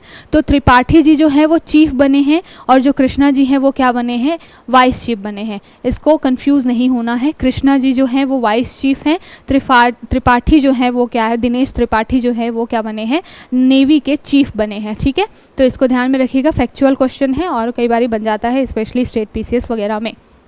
आगे चलते हैं, बात की जा रही है India's press freedom has rapidly decline in recent year. तो बेसिकली ये एक एडिटोरियल है, बहुत ज़्यादा डिटेल में नहीं जाऊंगी क्योंकि ये मंथली करंट अफेयर्स है, लेकिन यहाँ पर ओवरव्यू ये बोला जा रहा है कि अभी रीसेंट जो है 2024 में 2023 का प्रेस जो रिलीज़ ये निकल के आया है, जहाँ पर बात की जा रही है कि अगर हम बात करें इंडिया में जो प्रेस है, जो कि मीडिया वगैरह है, उसको कितनी फ्रीडम, कितनी स्वतंत्रता मिली हुई है अगर वो गवर्नमेंट के ख़िलाफ़ में कोई चीज़ बोलना चाहती है उसके लिए, तो इसमें हमारी जो स्थिति है वो बहुत ही ज़्यादा ख़राब है। लगभग 180 कंट्री के बीच में ये पूरा रिपोर्ट तैयार किया गया और उसमें इंडिया की रैंक 159 है। यहाँ से क्वेश्चन बनता है, फैक्चुअल क्वेश्चन है ये, रैंक पूछ लिया जाता है, तो ध्यान में रखिएगा। प्रेस फ्रीडम इंडेक्स जो भी रिसेंट आया है उसमें इंडिया की रैंक 159 है। 160 होने में केवल एक अंक हम चूक गए हैं। तो बहुत ही ख़राब जो कंडीशन है वो हमारी निकल के आई है। 2023 में ये 161 था। 2 पायदान हम थोड़ा सा इम्प्रूव ज़रूर किए हैं, लेकिन अभी भी स्थिति बहुत ज़्यादा ख़राब है। और अगर आप देखेंगे कि इंडिया जिसको लोकतंत्र की जननी, मदर ऑफ डेमोक्रेसी वगैरह जैसी चीज़ें बोली जाती हैं, वहाँ पे जो डेमोक्रेसी का 4th पिलर जिसको बोला जाता है, एक तो आपका जो है एग्जीक्यूटिव आती है यानी कि कार्यपालिका, उसके बाद में जुडिशरी आती है न्यायपालिका, उसके बाद में आपका जो है एक तरीके से जो भी विधायिका होती है लेजिस्लेचर। ये 3 पिलर हैं डेमोक्रेसी के। चौथा पिलर आपको प्रेस यानी कि मीडिया भी दिखाई देगा इसमें, ठीक है। तो ये जो है डेमोक्रेसी के 4th पिलर में आते हैं। इंडिया मदर ऑफ डेमोक्रेसी है, उसके बावजूद भी इंडिया की कंडीशन इतनी ज़्यादा ख़राब है प्रेस इन्फॉर्मेशन में। तो ये रिपोर्ट बहुत ही इंपॉर्टेंट है, ठीक है, ध्यान में रखिएगा। और भी ज़्यादा इंपॉर्टेंट इसलिए है क्योंकि हम जिन कंट्रीज़ के साथ में इस रैंक में खड़े हो रहे हैं, मतलब हमारे से ख़राब कंट्री में आप तुर्की देख लीजिए, रशिया देख लीजिए, फ़िलिस्तीन, ऐसे क्षेत्र हैं जहाँ पे ऑलरेडी वहाँ पर लोगों को ही स्वतंत्रता नहीं है बोलने की। ऐसी कंट्रीज़ के साथ में हम ये चीज़ें जो है पोजीशन जो है शेयर कर रहे हैं, तो हमारे लिए बहुत सोचने की बात है, ठीक है। तो ध्यान में रखिएगा कि वैश्विक मीडिया की निगरानी से रिलेटेड ये जो प्रेस फ्रीडम इंडेक्स है, इसमें इंडिया की रैंक क्या है, 159 है। अगली न्यूज़ जो है वो एक एडिटोरियल है जिसमें साइंस से बेसिकली ये रिलेटेड है। जीएस पेपर 3 में साइंस वाला जो सेक्टर आता है, वहाँ पर एक बात की जा रही है यूनिक तरीके के बैक्टीरिया के बारे में। बैक्टीरिया का नाम क्या है, फ्यूसोबैक्टीरियम इसका नाम है। और ये क्या है, एक तरीके से माउथ बैक्टीरिया है जो आपके मुंह में होता है, और इसकी वजह से आपको भविष्य में चल करके किस तरीके के कैंसर हो सकते हैं, तो कोलोरेक्टल जो है वो कैंसर हो सकता है इसकी वजह से। तो इसके बारे में बात की गई है। अब यहाँ पर बहुत ज़्यादा इसके बारे में डिस्क्राइब किया गया है। इस जो हमारा पूरा ये जो फ्यूसोबैक्टीरियम है इसके बारे में, तो इसके बारे में बहुत ज़्यादा हम बात नहीं करेंगे, लेकिन यहाँ से और क्वेश्चन बहुत ज़्यादा बनेगा भी नहीं, बहुत छोटे टॉपिक्स होते हैं इस तरीके के। लेकिन यहाँ से कई बार ऐसा होता है कि जब आपके पास मल्टीपल चॉइस ऑप्शन होते हैं, वहाँ पर कई बार इस तरीके के नाम आ जाते हैं कि इस बैक्टीरिया का संबंध किससे है, कौन सी बीमारी से है, किस डिजीज़ से है, तो वहाँ पर आपको पता होना चाहिए। इसमें बात ये बोली गई है कि अभी जो है बहुत ज़्यादा जो माउथ में ये जो बैक्टीरिया होता है उसकी वजह से हम इसके ऊपर में ध्यान नहीं देते हैं, और जनरली जितने भी जंक फूड वगैरह है उसका बहुत ज़्यादा कंजप्शन बढ़ने की वजह से लॉन्ग टर्म में जा करके क्या होता है, आगे चल करके कोलोरेक्टल जो कैंसर्स होते हैं उसमें ये जो बदल जाता है, ठीक है।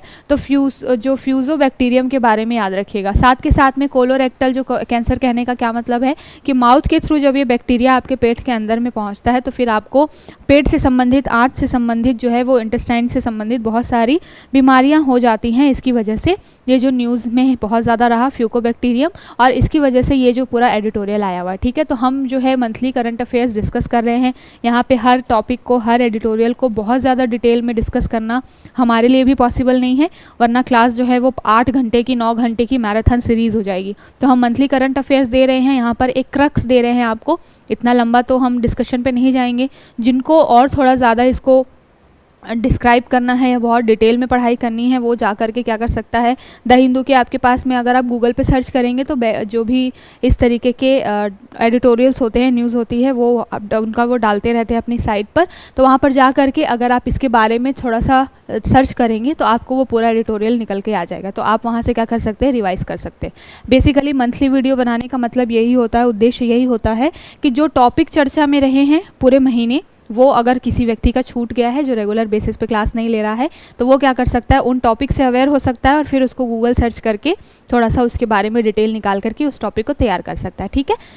अब चलते हैं आगे। बात की गई है, ये भी एडिटोरियल बेस्ड क्वेश्चन है, और यहाँ पर बात की जा रही है व्हाट इज़ कार्बन फार्मिंग के बारे में, ठीक है। तो कार्बन फार्मिंग क्या होता है, फार्मिंग यानी कि खेती किसानी क्या होती है, किसी चीज़ को किस तरीके से उगाना है और उसके बाद में उसको किस तरीके से स्टोर करके रखना है, प्रोक्योर करके रखना है, ये सारी जो प्रक्रियाएँ होती है खेती किसानी से रिलेटेड, बिल्कुल उसी की थीम पे अभी जो है वो कार्बन को, जो कि बहुत बड़ा एक एनवायरनमेंट में पॉल्यूशन क्रिएट करता है, तो उस कार्बन को एक तरीके से खेती करने के लिए, उसकी फार्मिंग करने के लिए ये जो पूरा कॉन्सेप्ट है वो निकाल के लेके आया गया है, ठीक है। तो कार्बन फार्मिंग के बारे में बात की जा रही है। कार्बन फार्मिंग होता क्या है, तो बेसिकली एक तरीके का ऐसा ये बोला जाता है, ऐसा ये प्रोसेस है जिसमें वायुमंडल में, आपके एटमॉस्फेयर में जितना भी CO2 होता है उसको क्या किया जाता है, मिट्टी और वनस्पति में एक जगह स्टोर कर लिया जाता है, ठीक है। तो इसी को कार्बन फार्मिंग बोलते हैं।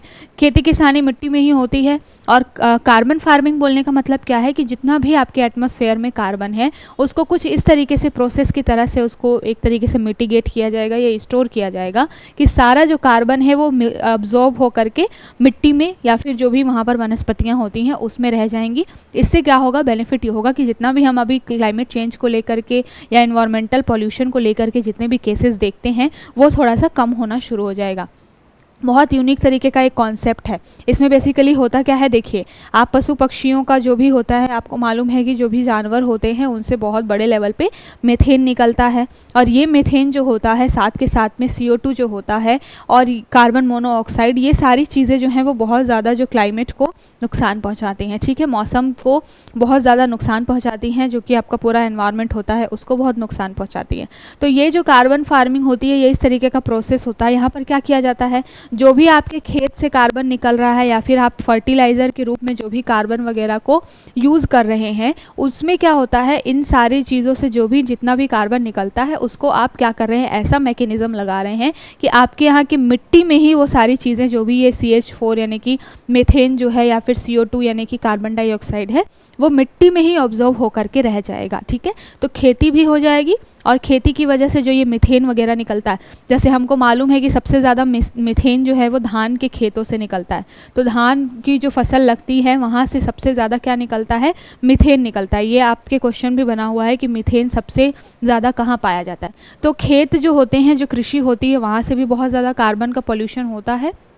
उसको एक तरीके से रिस्टोर करने के लिए मिट्टी के अंदर या फिर वनस्पतियों के अंदर एक तरीके से फिक्स करने का जो प्रोसेस होता है उसको कार्बन फार्मिंग कहते हैं। ठीक है, तो अभी आपको क्या करना है, ये काम करना है कि कार्बन फार्मिंग में थोड़ी सी और रिसर्च करनी है सो दैट आपका ये जो टॉपिक है वो तैयार हो जाए। ठीक है, और बेसिकली ऐसा करने से क्या होता है, जितना भी जलवायु परिवर्तन है उसको कम कर सकते हैं और साथ के साथ मिट्टी के हेल्थ और उत्पादकता में भी वृद्धि होती है अगर इस तरीके की चीज़ें करते हैं। जैसे कि एक होता है नाइट्रोजन। ठीक है, तो अमोनिया का जब हम यूज़ करते हैं, अमोनिया जो फर्टिलाइज़र के रूप में भी यूज़ होता है, तो यहाँ से जो नाइट्रोजन है वो भी क्या आ जाता है, मिट्टी के अंदर आ जाता है। अब नाइट्रोजन अपने आप में क्या है, एक तरीके से स्थिरीकरण का काम करता है। ठीक है ना, जो कि आपको मालूम होगा कि जो दाल होते हैं, दलहन की फसलें होती हैं, उसमें जो गांठ बनती है वो नाइट्रोजन की वजह से ही बनती है। ठीक है, तो एक तरीके से नाइट्रोजन फ़ायदेमंद भी है, लेकिन फर्टिलाइज़र के रूप में बहुत ज़्यादा यूज़ हो रहा है तो इन्वायरमेंट को उसका नुकसान भी है। तो कुछ ऐसा मैकेनिज़्म क्यों ना लगाया जाए कि इस नाइट्रोजन को N2O को,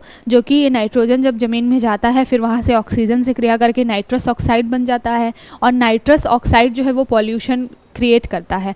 तो इस तरीके से पूरा मैकेनिज्म हो कि कार्बन या फिर इस तरीके के हानिकारक जितनी भी गैसें खेती के प्रोसेस में निकल रही हैं उसको स्टोर कर लिया जाए, इसको ही कार्बन फार्मिंग बोला जाता है। ठीक है, तो आई होप आपको समझ में आ गया होगा। अब चलते हैं आगे। अगला टॉपिक क्या है, Kerala on alert as man dies on West Nile fever. तो वेस्ट नाइल फीवर के बारे में ये बात की जा रही है, केरला में एक व्यक्ति की डेथ हो गई इसके बारे में। तो देख लेते हैं वेस्ट नाइल फीवर वायरस क्या है। एक तरीके का इसको फ्लेवी वायरस बोला जाता है। जिस तरीके से जापानी इंसेफ्लाइटिस जो बीमारी बोली जाती है, जापानी बुखार जिसको बोला जाता है, बिल्कुल वैसे ही वेस्ट नाइल फीवर है, एक तरीके का फ्लेवी वायरस है और ये जो है मच्छरों के काटने से ये भी होता है। तो ये एक मच्छर जनित रोग है। साथ के साथ में जो मच्छरों में जो RNA वायरस होते हैं, सिंगल RNA वायरस होते हैं, उनसे ये चीज़ें फैलती हैं। तो वेस्ट नाइल फीवर एक तरीके का बुखार है जो कि क्या है, फ्लेवी वायरस परिवार से आता है एक तरीके से। ठीक है, और इसको क्या बोला जाता है, ये जापानी इंसेफ्लाइटिस की तरह ही होता है। इसको पीले बुखार जो जापानी इंसेफ्लाइटिस को बोला जाता है, बिल्कुल उसी की तरह ही इसके भी सिम्टम्स होते हैं। बहुत ज़्यादा बेचैनी होना, मछली आना और आपका बॉडी टेम्परेचर बहुत ज़्यादा बढ़ जाएगा, अचानक से आपको ठंड भी लग सकती है, इस तरीके के जो भी सिम्टम्स होते हैं। और कई बार इन सारी चीज़ों की वजह से जो है आपके ऑर्गन्स जो हैं वो कोलैप्स हो जाते हैं और कई बार लोगों की डेथ भी हो जाती है। ठीक है, तो वेस्ट नाइल फीवर के बारे में ध्यान रखिएगा। ये मे मंथ का करंट अफेयर्स है, तो जितने भी इंपॉर्टेंट टॉपिक है जहाँ से आपके लिए क्वेश्चन बन सकता है, जो टॉपिक्स बहुत ज़्यादा चर्चा में रहे, उसको हम यहाँ डिस्कस कर रहे हैं। ठीक है, अगली न्यूज़ क्या है, EC stops release to aid under Rythu Bharosa in Telangana. तो राइथू बंधु एक तेलंगाना में स्कीम चलती है, बेसिकली किसानों के लिए ये चलाई जाती है। बहुत ही इंपॉर्टेंट है, इसमें प्रीवियस ईयर में आपको इससे रिलेटेड क्वेश्चन भी मिले होंगे। तो यहाँ पर बात की जा रही है कि जो इलेक्शन कमीशन है उसने स्टॉप कर दिया है इसके लिए जो भी ग्रांट दिया जा रहा था उसको, क्योंकि इलेक्शन का पूरा टाइम चल रहा था और इलेक्शन के टाइम में आचार संहिता जब लग जाती है तो बहुत सारे जो गवर्नमेंटल स्कीम्स होती हैं या फिर जितना भी काम होता है वो सारी चीज़ें रुक जाती हैं। तो इस वजह से ये जो राइतू बंधु योजना है तेलंगाना की, उसको भी स्टॉप कर दिया गया था इलेक्शन कमीशन के द्वारा। अभी जो मई मंथ था, अप्रैल से मई मंथ पूरा इलेक्शन चला है, तो बहुत सारे पॉलिटिशियन जो पॉलिटिकल जो अलग अलग स्टेट्स में स्कीम्स वगैरह चल रही थी उसको रोक दिया गया था। उसी कड़ी में राइतू बंधु जो है वो थोड़ा न्यूज़ में आ गया। तो देख लेते हैं राइतू बंधु योजना के बारे में क्या है। ये बेसिकली किसान निवेश सहायता योजना है। तो मैंने बताया कि किसानों के लिए है बेसिकली ये, और किसानों को एक तरीके से इस तरीके से पैसे देना गवर्नमेंट के थ्रू कि वो अपनी खेती में ज़्यादा से ज़्यादा बीज ला सके, और जितना भी खर्च होता है उनका वो बर्डन जो है वो थोड़ा सा कम हो सके। ठीक है, तो राइतू बंधु योजना, पहली बात तो ये याद रखनी है कि कहाँ का है, तो तेलंगाना का ये है। किसके लिए है, तो ये किसानों के लिए है। ठीक है, किसानों के लिए ये पूरी योजना है। और कब शुरू हुई थी, तो ये जो योजना है वो 2018 में शुरू की गई थी। दूसरी बात ये है, इसमें क्या होता है कि जिस तरीके से सेंट्रल लेवल पे आपको किसान सम्मान निधि होता है, जहाँ पर 6,000 रुपये आपके अकाउंट में गवर्नमेंट के द्वारा डाले जाते हैं सेंट्रल गवर्नमेंट की तरह, बिल्कुल इसी की थीम पे ये राइतू बंधु योजना है तेलंगाना की, जहाँ पर स्टेट गवर्नमेंट क्या करती है, प्रति एकड़ प्रति किसान को 5,000 रुपये देती है वित्तीय सहायता। तो जो किसानों के लिए सेंट्रल लेवल पे चीज़ें मिल रही हैं वो प्लस 5,000, यानी कि टोटल वहाँ के जो किसान हैं उनको 11,000 रुपये मिलते हैं कृषि क्षेत्र के लिए। तो कई ऐसे जो कृषि है वो एक तरीके से आता है ऐसे क्षेत्रों में, जैसे हमारी 7 शेड्यूल में लिस्ट होती है। तो एग्रीकल्चर सेक्टर जो है जिसको दोनों कानून बना सकते हैं, तो इसको लेकर के जो जितना भी वेलफेयर की स्कीम्स होती हैं वो क्या किया जाता है, वो सेंट्रल गवर्नमेंट और स्टेट गवर्नमेंट दोनों लेकर के चलती है। ठीक है, तो इसको ध्यान में रखिएगा। और ये जो वित्तीय सहायता है ये अर्धवार्षिक रूप से दी जाती है। ठीक है, अर्धवार्षिक रूप से देने का मतलब क्या है कि साल में आपका एक खरीफ का सीज़न होता है, एक जो है रबी का सीज़न होता है। तो दोनों समय में जब जब रबी या खरीफ की सीज़न आती है उस समय में थोड़ा थोड़ा पैसा करके दिया जाता है। ठीक है, तो अर्धवार्षिक ये योजना है, वित्तीय सहायता है, इसको भी ध्यान रखिएगा, क्वेश्चन आपसे बन सकता है। और कितने रुपए दिए जाते हैं, 5,000 रुपये। चलिए अब आगे चलते हैं। बात की जा रही है टीबी वैक्सीन के बारे में। वैक्सीन का नाम क्या है, MTBVAC, यानी कि ये जो है माइकोबियम ट्यूबरकुलोसिस वैक्सीन इसका फुल फॉर्म है। और अभी जो टीबी के लिए जितनी भी दवाएं हैं उसमें जो है वैक्सीन जो ये इस तरीके की बनाई जा रही है MTB वैक्सीन, ये एक तरीके का अपने आप में नया मामला होगा और अभी इसका ट्रायल चल रहा है। अगर मान लीजिए इसका ट्रायल कंप्लीट हो जाता है, सक्सेसफुल हो जाता है, तो फिर क्या होगा, आने वाले समय में जो हमारे यहाँ पर टीबी जो बीमारी है, ट्यूबरकुलोसिस की जो बीमारी है, वो बहुत बड़ा एक बर्डन क्रिएट करती है। तो इस बर्डन को, इस बोझ को कम करने में ये जो वैक्सीन है बहुत ज़्यादा हेल्पफुल रहेगी। ठीक है, तो अभी इसका फेज़ 1 का ट्रायल कंप्लीट हो चुका है। फेज़ 2 का ट्रायल के लिए अप्रूवल मिला है। और ये अप्रूवल देता कौन है, तो CDSCO जो है वो ये सारे मामले देखता है। CDSCO का फुल फॉर्म क्या है, central drug standard control organisation.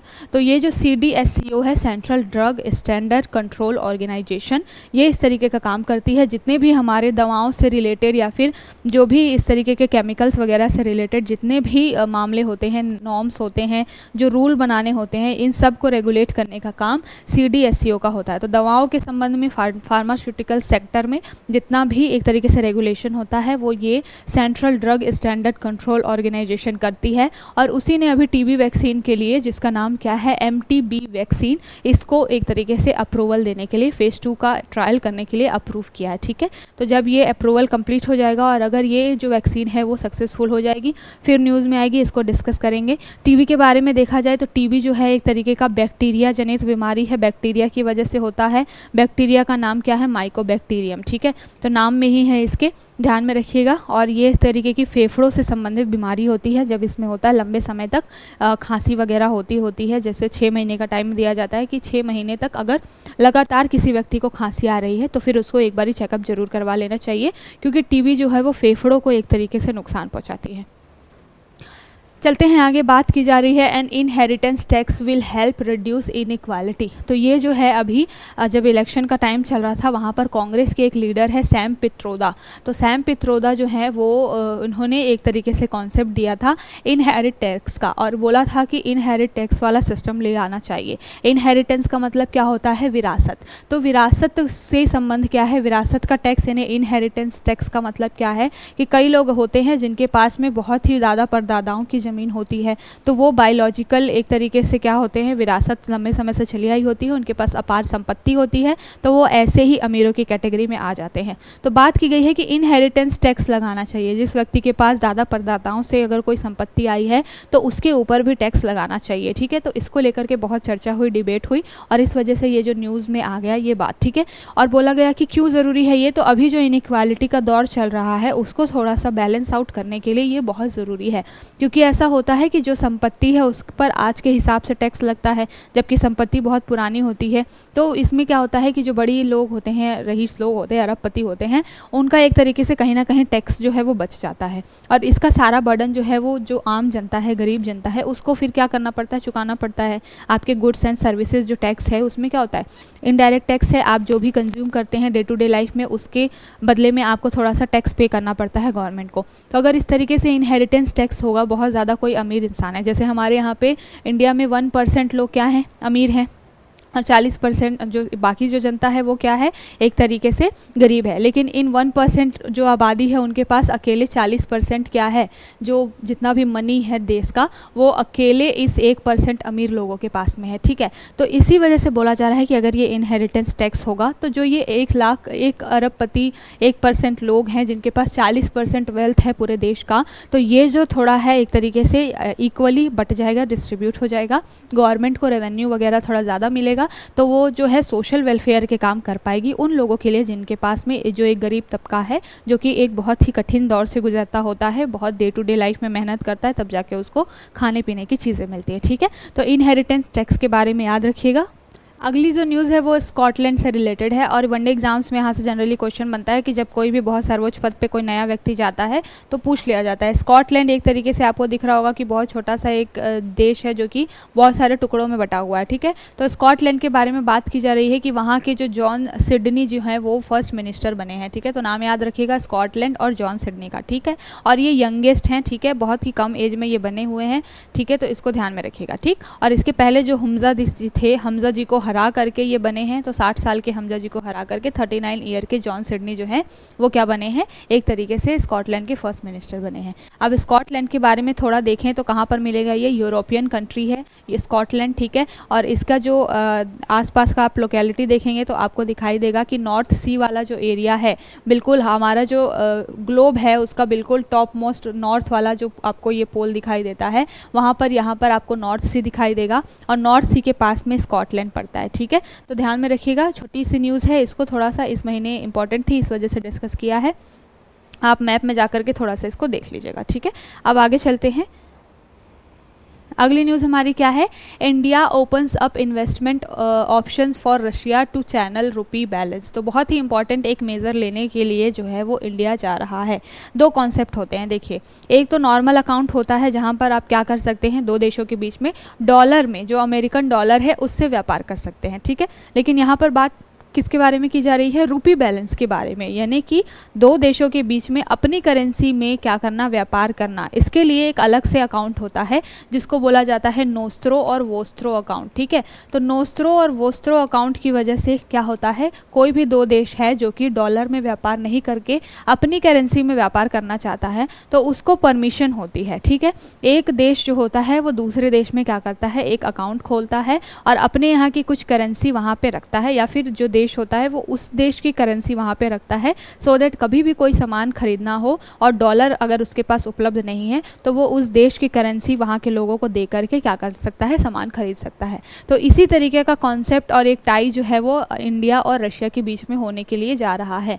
बात क्यों हो रही है इसकी, क्योंकि अभी यूक्रेन और रशिया वॉर की वजह से रशिया के ऊपर बहुत सारे सैंक्शंस लगे हुए हैं और यूएसए ने सैंक्शंस लगा दिया है, मतलब जो रशिया है वो डॉलर में व्यापार नहीं कर पा रहा है। और इंडिया के साथ में हमने देखा हुआ है मंथली करंट अफेयर्स में ही कि इस बार जो है क्रूड ऑयल का इंपोर्ट जो है लगभग 26% जो है वो रशिया के साथ हमने बढ़ाया, ठीक है। तो व्यापार हमको करना है लेकिन यूएसए के सैंक्शन से भी बचना है। अब इसके लिए एक ही रास्ता है कि हम आपस में ही अपने करेंसीज़ में क्या कर ले, व्यापार जो है वो कर लें, ठीक है। इसको ध्यान में रखते हुए आरबीआई ने क्या किया है, एक तरीके से परमिशन दी है कि रशिया के जो एंटिटीज़ या रशियन जो कंपनीज़ है वो हमारे यहाँ पे आकर के एक तरीके से वोस्ट्रो अकाउंट खोलेंगे और वहाँ पर क्या होगा, हमारे यहाँ में रशिया का एक अकाउंट खुला होगा जहाँ पर इंडियन करेंसी होगी। जब भी रशिया को कोई सामान खरीदना होगा या फिर लेन देन करने होगा पैसे का, तो वहाँ से हमारी करेंसी में ये व्यापार हो जाएगा। सेम इसी तरीके से नोस्ट्रो अकाउंट वहाँ पर खुलेगा जहाँ पर इंडिया की अकाउंट होगी रशिया के अंदर, और वहाँ की करेंसी में वहाँ पर अकाउंट में पैसे सेव होंगे। जब भी हमें ज़रूरत लगेगी कि कोई सामान हमको लेना है, हमने अकाउंट से पैसे निकाले, रशिया को दिए और वो सामान हम लेकर आ गए, ठीक है। तो इसको ध्यान में रखते हुए एक जो करेंसी का चेंज है ना, स्वैप जो करेंसी का होता है वो एक बहुत ही डिफ़िकल्ट प्रोसेस होता है। तो अगर नोस्ट्रो और वोस्ट्रो अकाउंट आपके पास होते हैं तो करेंसी स्वैपिंग का जो प्रोसेस है वो आपके लिए आसान हो जाएगा और इसकी वजह से जितना भी आप इंपोर्ट करना चाहते हैं वो कर लेंगे, ठीक है। तो आई होप आपको समझ में आ गया होगा और रुपी में अब जो है रशिया के साथ जो है इंडिया का व्यापार होगा। तो नोस्ट्रो वोस्ट्रो अकाउंट को थोड़ा सा आप क्या करिएगा, एक बार और रिवाइज कर लीजिएगा किसके बारे में बात की जा रही है, रशिया और इंडिया के बारे में, ठीक है। अब देख लेते हैं कि India is now third largest producer of solar power. तो जैसे जैसे हम ग्लोबल वार्मिंग के दिनों में बढ़ते जा रहे हैं वैसे वैसे हमारा जो ध्यान है वो जो फॉसिल फ्यूल्स है, जो जीवाश्म ईंधन है, उनसे हट करके गैर जो जीवाश्म ईंधन है, नॉन फॉसिल फ्यूल्स हैं, उनकी तरफ बढ़ रहा है, ठीक है। साथ के साथ में हम ऊर्जा के जो है इलेक्ट्रिसिटी जनरेट करने के, एनर्जी जनरेट करने के नए नए ऑप्शंस की खोज कर रहे हैं और ऐसे ऑप्शन की खोज कर रहे हैं जिसकी वजह से क्लाइमेट को कम से कम नुकसान हो। और उसमें सबसे बड़ा सोर्स कौन सा है, सोलर पावर। सूर्य की जो ऊर्जा होती है, जितना भी हमारे पास सनलाइट आता है, अगर उसको हम क्या कर लें, बहुत अच्छे से यूज़ करके हम क्या कर लें, इलेक्ट्रिसिटी जनरेट कर लें, तो हमारा जो कोयले के थ्रू यानी कि कोल के थ्रू जो हमारे यहाँ पावर प्लांट्स में बिजली जनरेट होती है उसके ऊपर डिपेंडेंसी जो है वो कम हो जाएगी, ठीक है। तो इसको ध्यान में रखते हुए अभी क्या किया गया है, जो इंडिया है उसने इस दिशा में काम करना शुरू किया है और इंडिया जो है विश्व में थर्ड लार्जेस्ट प्रोड्यूसर बन गया है सोलर पावर का, ठीक है। यहाँ पर टॉप 10 कंट्रीज़ के नाम हैं जिनके बारे में हम थोड़ा सा देख लेते हैं, क्योंकि यहाँ पर आपको सीक्वेंस वाइज जो है वो नाम अरेंज करने के लिए आता है कि टॉप 5 जो है सोलर पावर जनरेशन जो कंट्रीज़ हैं उनके नाम बता दीजिए, ठीक है। तो हम देख लेते हैं कि टॉप में कौन है। सबसे ज़्यादा सोलर पावर जनरेशन जो है वो चाइना करता है, उसके बाद में सेकंड नंबर पे यूएस आता है, थर्ड नंबर पे आपको जापान दिखाई देगा और जापान के बाद फोर्थ नंबर पे आपको दिखाई देगा कौन, जर्मनी, ठीक है। लेकिन अभी जो है वो थर्ड नंबर पे कौन पहुंच गया है, इंडिया पहुंच गया, यानी कि जापान को जो है रिप्लेस कर दिया है। पहले जो इंडिया था वो 5th पोजीशन पे था, लेकिन अब जो है जापान को रिप्लेस करके इंडिया जो है वो 3rd पोजीशन पे पहुँच गया है। और अगर हम यहाँ पर बात करें तो लगभग हमने क्या किया है, 442 गीगावाट जो है वो एनर्जी जनरेशन का काम हमने अब तक कर लिया है, तो ठीक है। तो ये टॉप 4-5 कंट्रीज़ के नाम याद रखिएगा।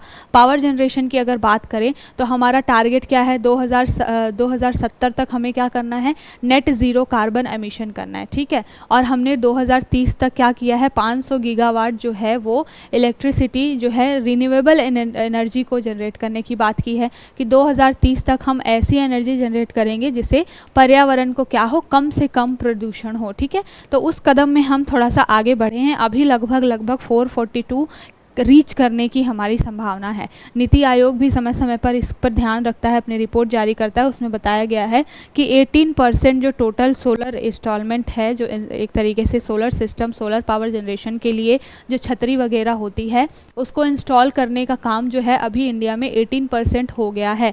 इसको थोड़ा सा और ज़्यादा बढ़ाने की ज़रूरत है, तब जा कर के हम क्या कर लेंगे, ये जो 500 गीगावाट जो हमारी डिमांड है या फिर हमारा टारगेट है उसको हम रीच कर लेंगे, ठीक है। तो इसको ध्यान में रखिएगा, सोलर पावर जनरेशन और टॉप 4-5 कंट्रीज़ के नाम याद कर लीजिएगा जो कि सोलर पावर जनरेट करते हैं, ठीक है। तो चाइना, यूएस के बाद 3rd नंबर पे अभी इंडिया आ गया है, उसके बाद जापान और जर्मनी का नंबर है।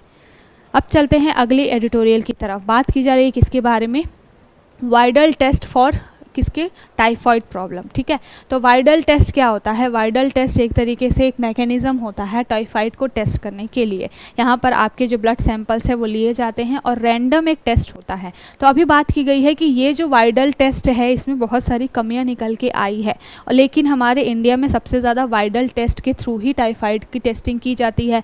क्यों, क्योंकि ये जो वाइडल टेस्ट होता है वो बहुत कम खर्चीला होता है। इस वजह से ज़्यादातर जो डॉक्टर्स होते हैं वो भी इसको प्रेफर करते हैं। और जैसे कि हमारी आबादी इतनी ऐसी है कि बहुत ज़्यादा हेल्थ के ऊपर में खर्च नहीं करना चाहती है अगर, तो वो क्या करते हैं, वाइडल टेस्ट करवाते हैं, जिससे पता चलता है कि किसी व्यक्ति को टाइफाइड हुआ है या नहीं हुआ है। लेकिन कंसर्न क्यों निकल के आया, एडिटोरियल क्यों आया है, बात की जा रही है कि वाइडल टेस्ट की वजह से जब टाइफाइड की हम जाँच करते हैं तो कई बार जो आंकड़े हैं वो सही नहीं पाए जाते हैं, रिपोर्ट जो है वो सही नहीं आती है। इसकी वजह से क्या होता है, कई बार किसी के बॉडी में टाइफाइड के सिम्टम्स होते हैं, अंदर सारी चीज़ें होती हैं, बट वाइडल टेस्ट में वो नेगेटिव दिखा देता है, तो जो डॉक्टर होते हैं वो रैंडम दवाई दे करके उनको भेज देते हैं, बट लॉन्ग टर्म में जा कर के पता चलता है कि उनको टाइफाइड हुआ था। तो इस तरीके से वाइडल टेस्ट को लेकर के थोड़ी सी कमियां निकल के आ रही हैं। इसके बारे में ये पूरा एडिटोरियल है और यहाँ पर बात की गई है कि थोड़ा सा जो मेडिकल फील्ड है हमारा, उसको भी थोड़ा और अच्छा अवेयर होने की ज़रूरत है और वाइडल टेस्ट की जो भी कमियाँ हैं उसको ठीक करने की ज़रूरत है। ठीक है, तो यहाँ पर टाइफाइड के बारे में देखते हैं। टाइफाइड रोग की अगर बात करें तो इंडिया में इसका बर्डन बहुत ज़्यादा है। अभी हमने ट्यूबरकुलोसिस की बात की, बिल्कुल उसी की तरह टाइफाइड का भी बर्डन हमारे यहाँ पे बहुत ज़्यादा है। और WHO के आंकड़ों की माने तो लगभग 90 लाख जो लोग हैं वो हर साल टाइफाइड से ग्रसित पाए जाते हैं। तो बहुत बड़ा नंबर है ये ओवरऑल देखा जाए तो। इंडिया में भी अगर हम बात करें तो हर 1 लाख बच्चे के ऊपर में आपको 500 साढ़े 500 लोग ज़्यादा से ज़्यादा क्या है इस मामले में शहरी क्षेत्रों में आपको दिखाई देंगे कि टाइफाइड से ग्रसित हैं। ये और भी आपका एक आंकड़ा है कि 1 लाख आबादी में लगभग 1000 से ऊपर जो आबादी है वो क्या कर रही है, हर साल टाइफाइड से ग्रसित हो रही है। कई सारे लोगों की जान जाती है। बेसिकली बच्चों के ऊपर जो है वो बर्डन बहुत ज़्यादा होता है। ठीक है, तो ग्रामीण क्षेत्रों में और शहरी क्षेत्रों में अगर तुलना की जाए, शहरी क्षेत्रों में भी इसका प्रभाव जाता है, क्योंकि आप गंदा पानी पी रहे हैं। टाइफाइड होता क्यों है, गंदा पानी, गंदा खाना खाने की वजह से, और या फिर जिसमें पॉल्यूशन के कण होते हैं, साफ़ सुथरा कम होता है, तो वहाँ पर टाइफाइड के चांसेस बहुत ज़्यादा बढ़ जाते हैं। बेसिकली पेट से ये रिलेटेड होता है। एक जो बैक्टीरिया इसके लिए काम करता है जिसका नाम क्या है, साल्मोनेला टाइफी। तो साल्मोनेला टाइफी जो है वो बैक्टीरिया है जिसकी वजह से ये जो पूरा आपको टाइफाइड के जो लक्षण या फिर बीमारी जो है वो दिखाई देता है। तो ये याद रखिएगा कि ये किस तरीके की बीमारी है, जीवाणुजन्य यानी कि बैक्टीरियल डिजीज़ है। और कौन सा बैक्टीरिया है जो टाइफाइड को कॉज करता है, तो साल्मोनेला टाइफी। ठीक है, बेसिकली पेट से संबंधित है। इसमें 2 टाइप होते हैं टाइफाइड का, A टाइप और B टाइप। जितनी जितनी सीवियरिटी होती है उसके हिसाब से इसको कैटेगरी में बांटा जाता है। बेसिकली इसमें क्या होता है, बुखार वगैरह जैसे सिम्टम्स आते हैं और कई बारी खून की उल्टी वगैरह भी हो जाती है लॉन्ग टर्म में अगर चीज़ें बनी रहती है तो, और जान भी चली जाती है। तो वाइडल टेस्ट टाइफाइड, इसके बारे में ये न्यूज़ थी जो कि इस मई महीने में चर्चा में रही, इसको हमने डिस्कस किया। अब चलते हैं अगली न्यूज़ की तरफ। बात की जा रही है China and EU candidate Serbia sign on agreement to build shared future. मैंने बात की थी जब मैं ये एडिटोरियल डिस्कस कर रही थी मई मंथ का, तब हमने बात की थी कि कोविड के बाद से, जैसे कोविड आया था उसके बाद से, कोविड-19 के बाद चाइना जो है वो विदेश में इधर उधर जाना उसने बंद कर दिया था, क्योंकि कोविड के समय में एलिगेशंस लगे थे कि चाइना से ही ये पूरा जो वायरस है, कोरोना वायरस है, वो निकल के आया। लेकिन अब धीरे धीरे चाइना क्या कर रहा है, अपने जो शेल से बाहर निकल गया है और जो भी आसपास की कंट्रीज़ हैं, चाहे वो EU हो, साथ के साथ में और भी नेबरिंग कंट्रीज़ हैं, उनके साथ अपना जो रिलेशन है वो बढ़ा रहा है। आगे चल के हम देखेंगे कि EU के साथ साथ अभी अफ्रीका कॉन्टिनेंट के साथ भी चाइना अपना जो टाई अप है, रिलेशन है, वो बहुत ज़्यादा बढ़ा रहा है। ठीक है, तो इसको देखते हुए अभी चाइना और यूरोपियन यूनियन का एक जो देश है सर्बिया, इसके बीच में एक एग्रीमेंट साइन हुआ है। ठीक है, ये अलग बात है कि यूरोपियन यूनियन जो है वो चाइना से बहुत ज़्यादा खुश नहीं है, उसके ऊपर में बहुत सारे सैंक्शंस उन्होंने लगा रखे हैं, स्पेशली जो है कोविड के समय से ही, साथ के साथ में रशिया यूक्रेन का वॉर हो रहा है, इस वजह से भी इनके साथ भी थोड़े बहुत संबंध, और चाइना की मोनोपोली इतनी ज़्यादा हो जाती है आसपास के कंट्रीज़ में, इस वजह से भी चाइना को बाइकआउट किया जाता है। दूसरा मुद्दा ये है कि चाइना डंपिंग बहुत ज़्यादा करता है, अपने यहाँ से सस्ती कीमतों में सामान बल्क में बना करके क्या करता है, दूसरे देशों में जा करके उसको डंप कर देता है, तो वहाँ के जो घरेलू उद्योग होते हैं उनको हैम्पर होता है। इस वजह से EU ने सैंक्शंस लगा रखे हैं चाइना के ऊपर। लेकिन EU में भी कुछ देश ऐसे हैं, जैसे कि आप बात कर लीजिए हंगरी की या फिर अभी सर्बिया की, तो ये जो देश हैं वो थोड़ा सा चाइना के साथ में या चाइना की तरफ झुके हुए हैं। तो अभी जो है, अगर आपसे वनडे एग्जाम्स में पूछा जाए कि EU का कौन सा देश है जिसने चाइना के साथ टाई अप किया है, एग्रीमेंट किया है, तो उसका नाम है सर्बिया। ठीक है, किस क्षेत्र में ये सारी चीज़ें हुई हैं। बेलग्रेड में, ये पूरी सर्बिया की जो बेलग्रेड है वहाँ पर ये पूरी बैठक हुई है और वहाँ के जो राष्ट्रपति का नाम क्या है, वुसिक, ठीक है। चाइना के जिनपिंग जी हैं और जो सर्बिया के राष्ट्रपति हैं वो हैं वुसिक। किन किन टॉपिक्स पे बात हो सकती है, तो जब भी कोई एग्रीमेंट होता है तो टॉपिक कोई एक नहीं होता है, हॉलिस्टिकली जो भी टॉपिक्स होते हैं उनके ऊपर में बात होती है, जैसे कि इकोनॉमी के ऊपर में, बायलैटरल ट्रेड के बारे में, आपके हेल्थ सेक्टर के बारे में, अलग सारे बहुत सारे डॉक्यूमेंट्स जो जितने होते हैं, जो भी कंसर्न होता है किसी देश के साथ में। मान लीजिए कहीं पर रिसोर्सेज बहुत ज़्यादा हैं, जैसे अफ्रीका कॉन्टिनेंट की बात करें तो वहाँ पर जो मिनरल्स हैं वो बहुत ज़्यादा हैं, तो वहाँ पर जब टाई अप होगा तो उस दिशा में बहुत ज़्यादा काम होगा इस तरीके से। तो बेसिकली याद रखिएगा, चाइना, EU का देश सर्बिया, जिसके बीच में क्या हुआ है, अभी एग्रीमेंट हुआ है। अगली बात की जा रही है NGT के बारे में। NGT ने अभी क्या किया था, चूँकि असम में भी चुनाव थे, लोकसभा के चुनाव थे, तो वहाँ पर ये देखा गया था कि असम के ऐसे एरियाज़ जहाँ पर एक तरीके से बोला जाता है कि वो नेशनल जो वाइल्ड लाइफ सेंचुरी होती है या फिर जो नेशनल पार्क्स हैं, ऐसे एरिया में जो इलेक्शन कमीशन है वहाँ पर उन्होंने पोलिंग बूथ अलॉट कर दिए थे। तो इसको लेकर के मामला जो है वो कोर्ट में गया, कहाँ पर, NGT के पास गया। NGT जो है, नेशनल ग्रीन ट्रिब्यूनल, ये काम क्या करता है, पर्यावरण से संबंधित जितने भी मुद्दे आते हैं उनको देखने का काम करता है। तो जब NGT के पास में ये पूरा मुद्दा गया और वहाँ पर पता चला NGT को कि कोई असम का एरिया है जहाँ पर जो जानवरों के लिए वो एरिया एक्यूपाइड है, वहाँ पर पोलिंग बूथ बना दिए गए, तो फिर उन्होंने क्या किया, एक तरीके से जवाब मांगा है जो वहाँ पर फॉरेस्ट अधिकारी थे उनसे, साथ के साथ में गवर्नमेंट से, ठीक। तो इसकी वजह से जो है पूरा ये मामला चर्चा में आ गया और NGT जो है वो चर्चा में आ गई, ठीक है। तो देख लेते हैं NGT के बारे में कि सबसे पहले इसकी स्थापना कहाँ से हुई थी, क्योंकि अगर आपने प्रीवियस ईयर पेपर देखा होगा तो NGT के बारे में 2020-21 में आई थिंक यहाँ पर से क्वेश्चन आया हुआ है। तो NGT की स्थापना जो है वो 2010 में हुई थी और कौन से आर्टिकल के तहत पूछा जाए तो आर्टिकल 21 यानी कि राइट टू लाइफ जो है उसी के तहत पर्यावरण भी आता है, स्वच्छ पर्यावरण और पर्यावरण के संरक्षण के लिए NGT है। तो बोला जाए अगर कि किस आर्टिकल के तहत NGT की स्थापना हुई है तो आर्टिकल 21 के तहत।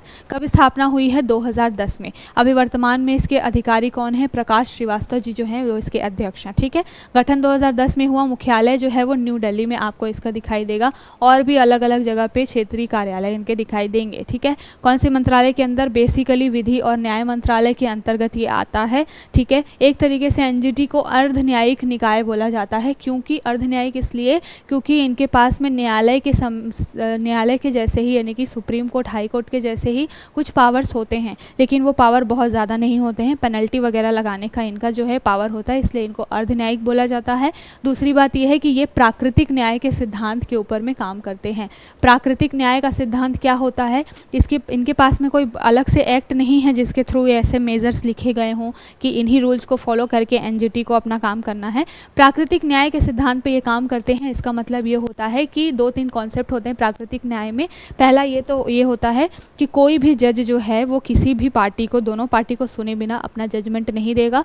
दूसरी बात ये होती है कि अपने ही मामले में कोई भी व्यक्ति एक वकील नहीं होगा, अपने ही मामले में कोई व्यक्ति जज नहीं होगा। तो नेचुरल कॉन्सेप्ट लेकर के चलते हैं, नेचुरल जो जस्टिस है उसका कॉन्सेप्ट लेकर के चलते हैं और एक व्यक्ति के जो विवेक के ऊपर में छोड़ा जाता है, जो NGT का जो हेड होता है। बेसिकली अध्यक्ष कौन होता है, सुप्रीम कोर्ट का रिटायर्ड जज या फिर सुप्रीम कोर्ट का कोई वकील जो होता है, जो जज होता है, वो NGT का अध्यक्ष हो सकता है, ठीक है।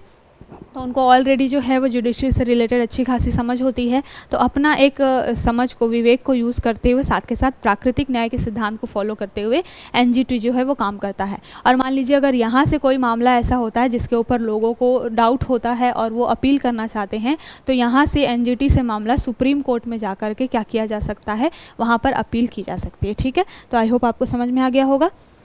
चलते हैं अगली, बहुत ही इंपॉर्टेंट न्यूज़ है ये। क्यों? क्योंकि लगभग इस साल 117 लोगों को पद्म अवार्ड दिए गए हैं। इसके पहले जनवरी-फरवरी के महीने में भारत रत्न अवार्ड दिया गया था लगभग 5 लोगों को, ठीक है। तो उनके नाम भी आप रिवाइज कर लीजिएगा। 4 लोगों को जो है वो मरणोपरांत यानी कि आफ्टर डेथ दिया गया था और एक व्यक्ति लाल कृष्ण आडवाणी जी जो हैं उनको जीवित रहते हुए दिया था, ठीक है। तो भारत रत्न, उसी के जैसे ही पद्म अवार्ड में क्या आते हैं, पद्म विभूषण, उसके बाद में आपको दिखाई देगा पद्म भूषण और और फिर पद्मश्री। ये जो है कैटेगरी वाइज पद्म विभूषण सबसे टॉप में, उसके भारत रत्न के बाद में सेकंड हाईएस्ट है, उसके बाद में आपको पद्म भूषण दिखाई देगा और उसके बाद में आपको क्या दिखाई देगा, पद्म विभूषण, पद्म भूषण के बाद में पद्मश्री दिखाई देगा। ठीक है, तो इस तरीके से टॉप मोस्ट जो है ये हमारे यहाँ के सर्वोच्च पुरस्कार हैं। लगभग 117 लोगों को इस बार दिया गया है, जिसमें अगर आप बात करेंगे तो सबसे कुछ ज़्यादा चर्चित चेहरे कौन कौन से रहे हैं, तो पद्म विभूषण मिला है वैजयंती माला बाली को। बेसिकली ये एक्ट्रेस हैं। ठीक है, तो आपको क्या है इसमें सारे नाम तो आप 117 नाम तो रटने नहीं हैं, बहुत बहुत फेमस जो व्यक्ति होंगे वो जब इनको मिला है तो वो सारी चीज़ें जो है वो बहुत ज़्यादा हाईलाइटेड रही हैं, चर्चा में रही हैं। आपको थोड़ा सा एक बारी देख लेना, या फिर मंथली मैगजीन जो भी कंपाइलेशन आती है वहाँ पर भी एक जगह लिखा होता है ये सारी चीज़ों को, तो आपको एक बार गो थ्रू हो जाना है जितने इंपॉर्टेंट नाम आपको लगते हैं। जिस तरीके से वैजयंती माला है, बहुत अच्छी एक्ट्रेस रही हैं, पुराने ज़माने की बहुत ज़्यादा फेमस रही हैं, तो इनको याद कर लेना है कि भाई इनको पद्म विभूषण मिला है। इसी तरीके से वेंकैया नायडू जी जो कि हमारे उपराष्ट्रपति रह चुके हैं, इनको सार्वजनिक मामलों में मिला है, आंध्र प्रदेश से ये बिलोंग करते हैं। वैजयंती माला बाली कहाँ से बिलोंग करती हैं, तमिलनाडु से। तो इस तरीके से कुछ बहुत चर्चित जो नाम हैं उनको थोड़ा सा आपको रिवाइज कर लेना है। ठीक है, तो 117 जो पद्म अवार्ड मिले हैं उनमें जो चर्चित नाम हैं उनको थोड़ा सा देखना है। वैजयंती माला, उसके बाद में हमने देखा वेंकैया नायडू को, उसके बाद में फातिमा बीबी का भी एक नाम बहुत इंपॉर्टेंट है, ये पहली महिला जज हैं इंडिया की। ठीक है, तो अभी रिसेंटली इनकी डेथ हुई है तो इनको भी मरणोपरांत दिया गया है, केरल से ये बिलोंग करती हैं। इस तरीके से जितने भी इंपॉर्टेंट नाम हैं उनको आपको क्या कर लेना है, याद कर लेना है। ठीक है, तो आई होप आपको समझ में आ गया होगा कि आपको करना क्या है। जितने भी पद्मश्री और पद्म विभूषण इस तरीके के जो भी आपको मिले हुए हैं अवार्ड्स, उनको क्या कर लेना है, थोड़ा सा नोट डाउन कर लेना है, थोड़ी सी रिसर्च कर लेनी है, क्योंकि यहाँ से क्वेश्चन बन सकता है। अब चलते हैं आगे। मिथुन चक्रवर्ती जी को भी मिला है, ये भी ध्यान में रखिएगा, मिथुन चक्रवर्ती जी को कला के क्षेत्र में मिला है। तो इस तरीके से आप थोड़ा सा शॉर्ट लिस्ट कर लिएगा, जो बहुत फेमस नाम होंगे एटलीस्ट उनका नाम और वो कौन से स्टेट से आते हैं, इसको थोड़ा सा देख लीजिएगा। ठीक है, चलते हैं अब आगे। अगली बात की जा रही है ST stops grant to face SC, जो सुप्रीम कोर्ट है वो stops grant to face fresh mining lease. तो यहाँ पर बात की जा रही है कि अरावली रेंज जो है वो उसके अंदर में माइनिंग के लिए में क्या किया गया था, माइनिंग के लिए परमिशन मांगी गई थी और सुप्रीम कोर्ट ने उसको क्या कर दिया है, स्टॉप कर दिया है। क्यों स्टॉप किया है, एक कॉन्सेप्ट चल रहा है हरियाणा में जो है वो अरावली रेंज जो है वो हरियाणा तक भी फैली हुई है। हरियाणा गवर्नमेंट ऐसा चाह रही थी कि जो अरावली रेंज है वहाँ पर क्या किया जाए, एक इको जोन बनाया जाए जहाँ पर लोग टूरिस्ट जो है वो आ सके। ठीक है, तो इसकी वजह से क्या हो रहा था कि इन्वायरमेंट के ऊपर बहुत ज़्यादा बर्डन क्रिएट हो रहा था। तो जितने भी इन्वायरमेंटलिस्ट होते हैं या जो इस क्षेत्र में काम करने वाले लोग होते हैं, एनजीओ वगैरह होती हैं, उन्होंने एक कंसर्न रेज किया, मामला कोर्ट में गया। तो फिर वहाँ पर क्या किया गया, इन सारी चीज़ों पर सुनवाई हुई। साथ के साथ अरावली रेंज जो है वो मिनरल्स से बहुत भरा पूरा है। ये जो पूरा रेंज आपको दिख रहा है 4 स्टेट में फैला हुआ है। पहली बात तो यही क्वेश्चन इंपॉर्टेंट है, कौन कौन सा है ये, गुजरात, राजस्थान, हरियाणा और दिल्ली, ये 4 स्टेट्स में पूरा आपका अरावली रेंज फैला हुआ है। अरावली रेंज के लिए और भी एक इम्पॉर्टेंट चीज़ क्या है कि ये बहुत ही पुराना विशिष्ट एक तरीके से वलित पर्वत है, फोल्डेड माउंटेन है। ठीक है, तो ये जो कॉन्सेप्ट है, टर्म्स हैं, आपने पढ़े होंगे कहाँ पर, ज्योग्राफी में। फोल्डेड माउंटेन क्या होते हैं, जब 2 प्लेट्स होती हैं पृथ्वी की, वो जब टकराती हैं तो आपस में टकराने की वजह से अगर टक्कर बहुत ज़्यादा होती है तो ज़मीन होती है वो थोड़ी ऊपर उठ जाती है, उसकी वजह से क्या है, पर्वत जैसी संरचनाएं बन जाती है। तो फोल्डेड माउंटेन है। साथ के साथ में अरावली सबसे पुराना एक तरीके से सबसे पुराने प्राचीन पर्वतों में आता है। ठीक, तो अवशिष्ट पर्वतों की श्रेणी में आता है। इस तरीके के कुछ फैक्ट जो हैं वो अरावली से क्वेश्चन बनता है, अरावली रेंज से। ठीक है, बात अभी यही है कि वहाँ पर माइनिंग के लिए, माइनिंग लीज के लिए परमिशन मांगी गई थी और एनवायरमेंट इश्यूज़ को ध्यान में रखते हुए सुप्रीम कोर्ट ने उसके ऊपर में क्या कर दिया है, ब्रेक लगा दिया है। ठीक है, अब चलते हैं अगली न्यूज़ की तरफ। अगली न्यूज़ है why did Interpol issues a blue corner notice against Prajwal. तो ये जो इलेक्शन के समय में केस आया, प्रज्वल जो हैं वो क्या है एक तरीके से, या अभी इस बार जो इलेक्शन था वहाँ पर एमपी कैंडिडेट थे। ठीक है, मेंबर, सांसद बनने के लिए इनकी उम्मीदवारी थी। बाद में पता चला कि इनके ऊपर में बहुत सारी महिलाओं के गलत तरीके से वीडियो बनाने के, रेप वगैरह के चार्जेस हैं। तो इसकी वजह से डर करके ये कहाँ पर भाग गए, जर्मनी भाग गए। और जर्मनी, जब भी कोई मामला इंटरनेशनल लेवल पर पहुँच जाता है किसी व्यक्ति को ढूंढना होता है तो वहाँ पर ना इंटरपोल जो है वो एक्टिव हो जाती है, ठीक है। जैसे हमारे यहाँ पे CBI है, वैसे ही इंटरनेशनल लेवल पे इंटरपोल है, इंटरनेशनल पुलिस बोला जाता है इसको फुल फॉर्म, ठीक है। तो जिस तरीके से हमारे यहाँ पे इन्वेस्टिगेशन एजेंसीज होती हैं CBI वगैरह, पुलिस वगैरह, बिल्कुल उसी तरीके से इंटरनेशनल लेवल पे इंटरपोल होती है। और क्या करती है वो, एक तरीके से नोटिस जारी करती है। जैसे कि ये प्रज्वल हमारे यहाँ से भाग गया था, तो यहाँ पर जितने भी इंटरपोल में आपको बहुत सारी कंट्रीज़ की इन्वेस्टिगेशन एजेंसियाँ वहाँ पर ग्रुप मेंबर दिखेंगी। हमारा CBI भी इंटरपोल में एक सदस्य है। तो CBI ने क्या किया, इंटरपोल को ये सूचना दी कि भाई हमारे यहाँ का एक अपराधी जो है वो भाग गया है, भाग करके वो किसी और देश चला गया है, तो उसको थोड़ा सा खोजने में हमारी हेल्प करिए। इसको ध्यान में रखते हुए इंटरपोल ने क्या किया है, इनके खिलाफ ब्लू कॉर्नर नोटिस जारी किया है। तो इंटरपोल जो है वो समय समय पर इस तरीके के काम करती है, इन्वेस्टिगेशन करना, नोटिस जारी करना, ठीक। अब उसको ध्यान में रखते हुए हम देख लेते हैं थोड़ा सा इंटरपोल के बारे में कि कौन कौन से नोटिस जो है वो इंटरपोल आपको जारी करते हुए दिखाई देती है। तो सबसे पहले रेड नोटिस जारी करती है। रेड नोटिस का मतलब क्या होता है कि वांटेड पर्सन, अगर कोई व्यक्ति जो है जिसने क्राइम किया है और वो भाग गया है कहीं पर और उसके ऊपर में क्राइम जो है वो बिल्कुल प्रूफ हो गया है, तो उसके खिलाफ रेड कॉर्नर नोटिस जारी किया जाता है इंटरपोल के द्वारा। येलो नोटिस क्यों लगाया जाता है, मिसिंग पर्सन, लेकिन वो मिसिंग पर्सन ऐसे होते हैं जिनके फैमिली का पता है और वो बताते हैं कि भाई हमारा एक फैमिली मेम्बर है जो कि गायब है, तो मिसिंग पर्सनस के लिए येलो नोटिस जारी करती है इंटरपोल। दूसरा आता है ब्लू नोटिस, जो अभी प्रज्वल के खिलाफ में जारी किया गया है। इसमें होता है एडिशनल इन्फॉर्मेशन, एडिशनल इन्फॉर्मेशन कि ये व्यक्ति भागा है, भाग करके कहाँ गया है, कहाँ पर रह रहा है, इससे रिलेटेड कोई एडिशनल इन्फॉर्मेशन चाहिए होती है तो इंटरपोल क्या करता है, ब्लू कॉर्नर नोटिस जारी करता है, ठीक है। उसके बाद आएगा ब्लैक नोटिस। तो ब्लैक नोटिस में आता है अनआइडेंटिफाइड बॉडीज, जब भी कई बार किसी व्यक्ति की डेथ हो जाती है किसी अदर कंट्री में जाकर के, जिसकी फैमिली का पता नहीं होता, उसका कोई पहचान नहीं होता उसके साथ में, तो ऐसे व्यक्तियों के लिए क्या होता है, ब्लैक नोटिस जारी किया जाता है अनआइडेंटिफाइड बॉडीज़ के लिए, ठीक। उसके बाद ग्रीन नोटिस, ग्रीन नोटिस है वार्निंग एंड इंटेलिजेंस के लिए, ठीक है।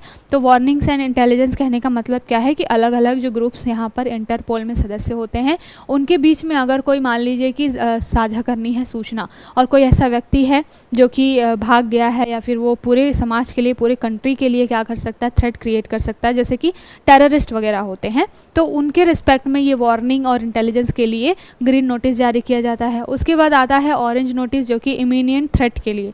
थ्रेट यही होता है जिस तरीके से मैंने भी बात की टेररिज्म को लेकर के, तो बिल्कुल अगर ऐसा कोई व्यक्ति है, ऐसा कोई ऑर्गेनाइजेशन है जो कि आगे चल करके इस तरीके से आतंकवाद को प्रमोट करेगा या कुछ भी थ्रेट जो है वो क्रिएट कर देगा, उसके लिए ऑरेंज नोटिस है।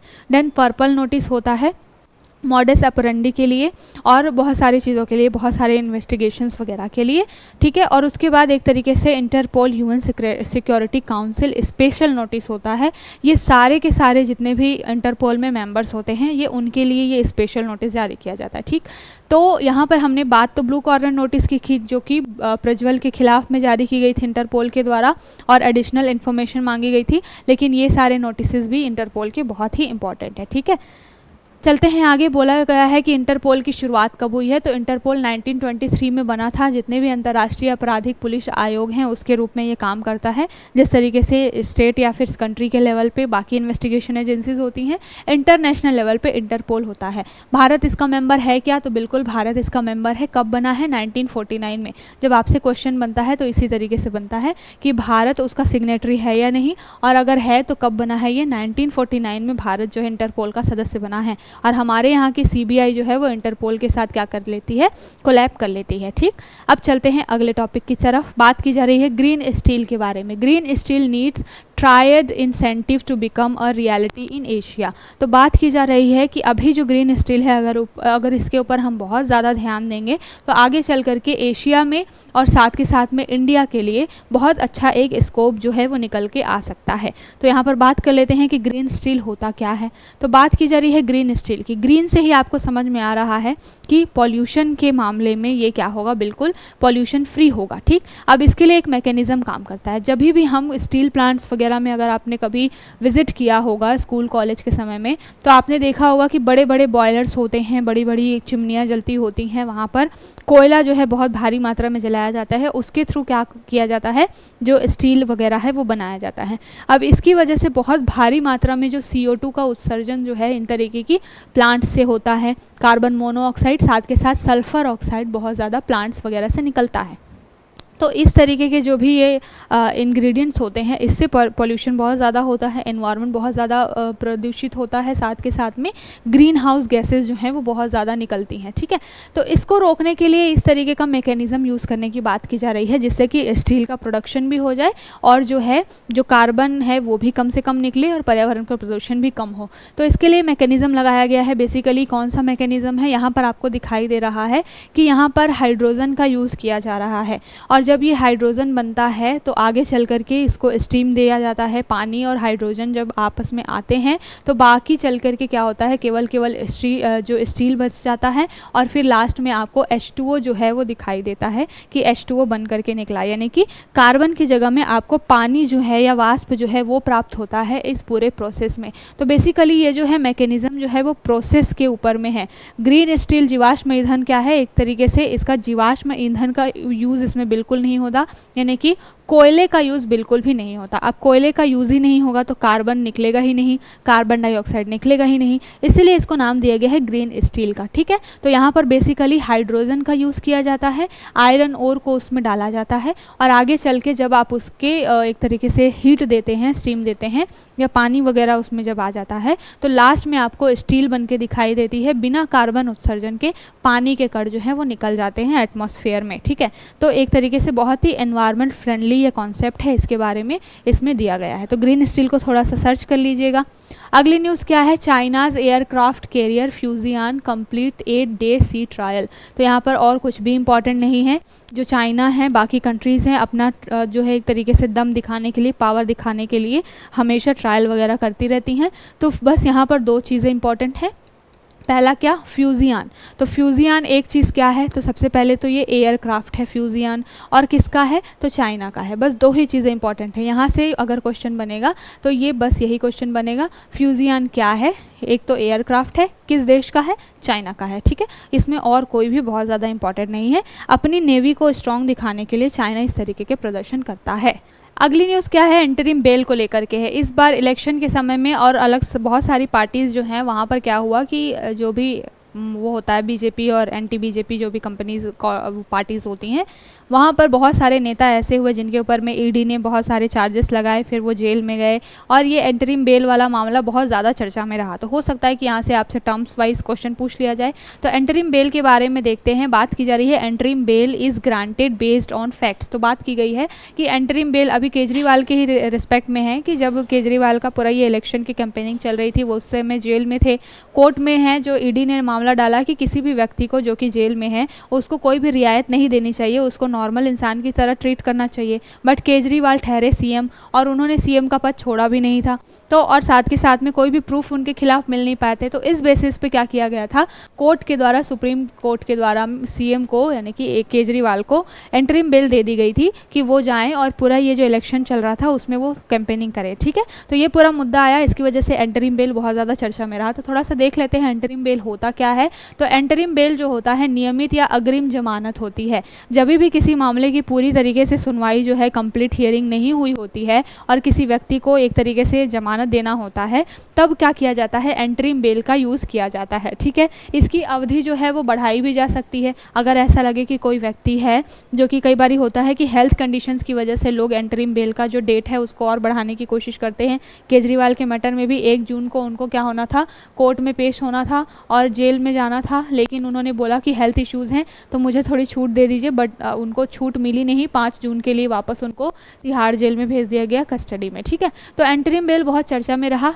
जाना हमने कि ये अग्रिम जमानत है, जब तक सुनवाई नहीं होती उसके पहले ये दी जाती है। इसकी अवधि टेन्योर जो है वो बढ़ाया भी जा सकता है। ठीक है, दूसरी बात यह है कि कौन से आधार पर ये दिया जाता है। तो एक मामला आया था 2001 में, बहुत इंपॉर्टेंट है, परमिंदर सिंह एवं पंजाब राज्य का मामला। तो इसको याद रखिएगा, स्टेटमेंट वाइज आपसे ये क्वेश्चन पूछ सकता है कि पहली बार इस तरीके का कॉन्सेप्ट कब निकल के आया। तो यहाँ पर बात की गई थी, पहले भी ये सारी चीज़ें थी, IPC जो है हमारे यहाँ पर, उसमें ये सारी चीज़ें मेंशन थी, लेकिन ये ज़्यादा हाईलाइट कब हुआ, ज़्यादा क्लियर कब हुआ कि किस बेसिस पे इंटरिम बेल दी जाएगी, ये 2001 में परमिंदर सिंह एवं अन्य बनाम पंजाब राज्य मामले में हुआ। ठीक है, दिल्ली हाई कोर्ट का ही ये मामला था और तब वहाँ पर बताया गया कि अभियुक्त के न्याय से भागने की यहाँ पर कोई संभावना नहीं है। ऐसा नहीं है कि किसी को बेल दे दिया गया है तो कोई व्यक्ति जो है वो भाग जाएगा। बेल दी जाती है तो उनको देश से बाहर नहीं जाना है, देश के अंदर ही रहना है, इस तरीके की चीज़ें होती हैं। सबूतों के साथ कोई छेड़छाड़ नहीं होना चाहिए। पूछताछ और हिरासत का कोई, अगर कोई व्यक्ति इंटरिम बेल मिल गई है तो फिर उसको हिरासत में लेके आप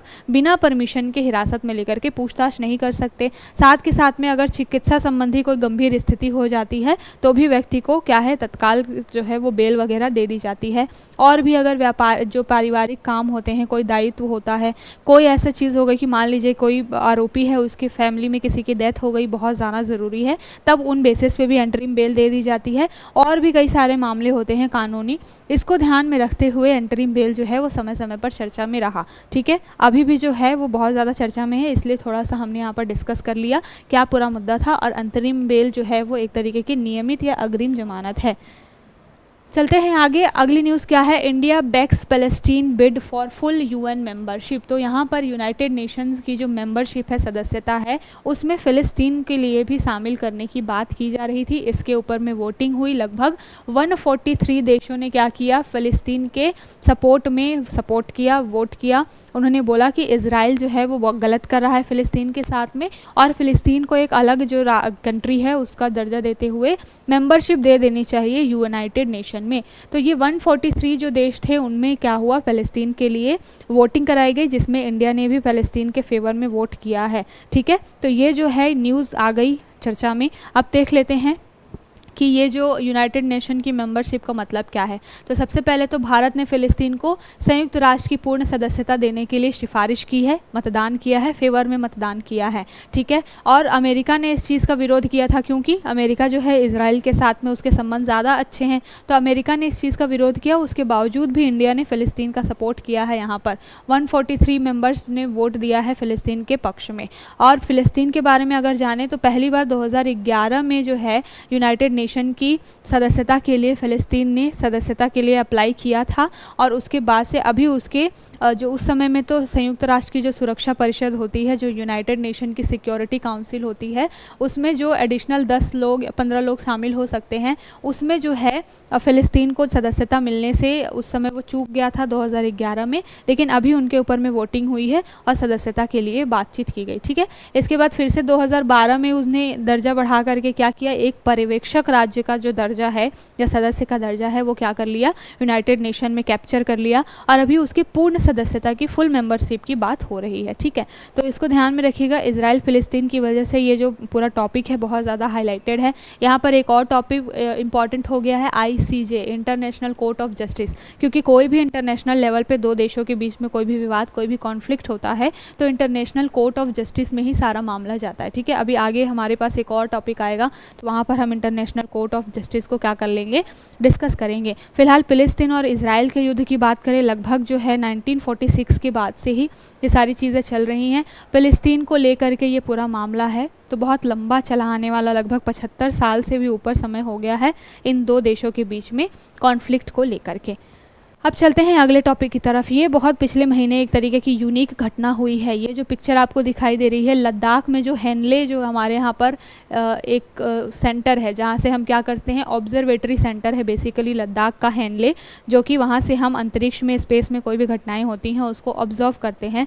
तो वहाँ पर हमने ये बहुत ही यूनिक, बहुत ही सुंदर सी एक तरीके से संरचना देखी। बात क्या है, ये सोलर स्टॉर्म है। सोलर स्टॉर्म क्या होते हैं, सूरज को आपको मालूम है कि बहुत ज़्यादा एनर्जी है सूरज के अंदर, बहुत सारे उसमें पार्टिकल्स हैं, बहुत सारे जो न्यूट्रॉन्स हैं, तारे जो हैं वो सूरज के आसपास में हैं और उनके बीच में वो फ्लो की वजह से ही सूरज के पास सबसे ज़्यादा हीट और एनर्जी है। लेकिन क्या होता है कि कई बार पृथ्वी की ग्रेविटी की वजह से या फिर वहाँ पर दो आपस में जो चीज़ें होती हैं, स्टॉर्म जो है सोलर स्टॉर्म बहुत तेज़ गति से चलता है, बहुत तेज़ गर्म हवाएं जब चलने लगती हैं सूरज के आसपास में, तो वो जो लहरें हैं, वो जो पार्टिकल्स हैं, वो धरती की तरफ अट्रैक्ट होने लगती हैं, वो जो एनर्जी है वो धरती की तरफ आने लगती है। तो यही एक तरीके का जो दृश्य है वो पिछले महीने देखने को मिला। ये हेनले ऑब्जर्वेटरी के पास लद्दाख में रात के समय में जो सनलाइट है वो बहुत ही ज़्यादा एनर्जी को उसने क्या किया, धरती की तरफ में एक तरीके से रिफ्लेक्ट किया और इसकी वजह से ये पूरा सुंदर रेड रेड नज़ारा जो है वो देखने को मिला। तो बेसिकली ये होता किसकी वजह से है, सोलर स्टॉर्म की वजह से है। देख लेते हैं कि ये होता क्या है। एक टर्म होता है कोरल मास इजेक्शन का। ये जो कोरोनल मास इजेक्शन है, इसी की वजह से ये पूरा सोलर स्टॉर्म की ये पूरी घटना हुई है और इतना सुंदर ये नज़ारा देखने को मिला। तो ये टर्म बहुत इंपॉर्टेंट है, हो सकता है आपसे पूछ लिया जाए। तो कोरोनल मास इंजेक्शन क्या होता है, प्लाज्मा होता है। सन जो है उसके आसपास में प्लाज्मा की लेयर होती है और इसी में जब विस्फोट होता है तो ये कोरोनल मास इंजेक्शन होता है। इसी की वजह से ये सोलर स्टॉर्म्स आते हैं और इस तरीके की घटनाएं दिखाई देती हैं। बेसिकली कोरोनल मास इंजेक्शन में क्या होता है, इलेक्ट्रॉन और प्रोटॉनों से जो प्लाज्मा बना होता है उसमें जब तीव्रता बढ़ जाती है, गर्माहट बढ़ जाती है, इंटेंसिटी बढ़ जाती है, तो उसमें विस्फोट हो जाता है और फिर वो धरती की तरफ आ जाते हैं। ठीक है, तो कोरोनल मास इंजेक्शन को बोला जाता है शॉर्ट फॉर्म में CEM। और ये जो पूरी घटना है ये बहुत पिछले महीने देखी गई, बहुत ही यूनिक ये घटना थी। इसको ध्यान में रखते हुए ये टॉपिक हमारे लिए बहुत इंपॉर्टेंट है। ठीक है, तो मैंने अभी जैसे बताया कि सन के पास में जो प्लाज्मा होता है उसमें बहुत ज़्यादा विस्फोट की वजह से जब वहाँ पर इंटेंसिटी हीट बहुत बढ़ जाती है तो ये पूरा जो है एक तरीके से देखने को मिलता है नज़ारा। तो आपको यहाँ पर ये जो टर्म है ये इंपॉर्टेंट है, इसको ध्यान में रखना है, कोरोनल मास इंजेक्शन।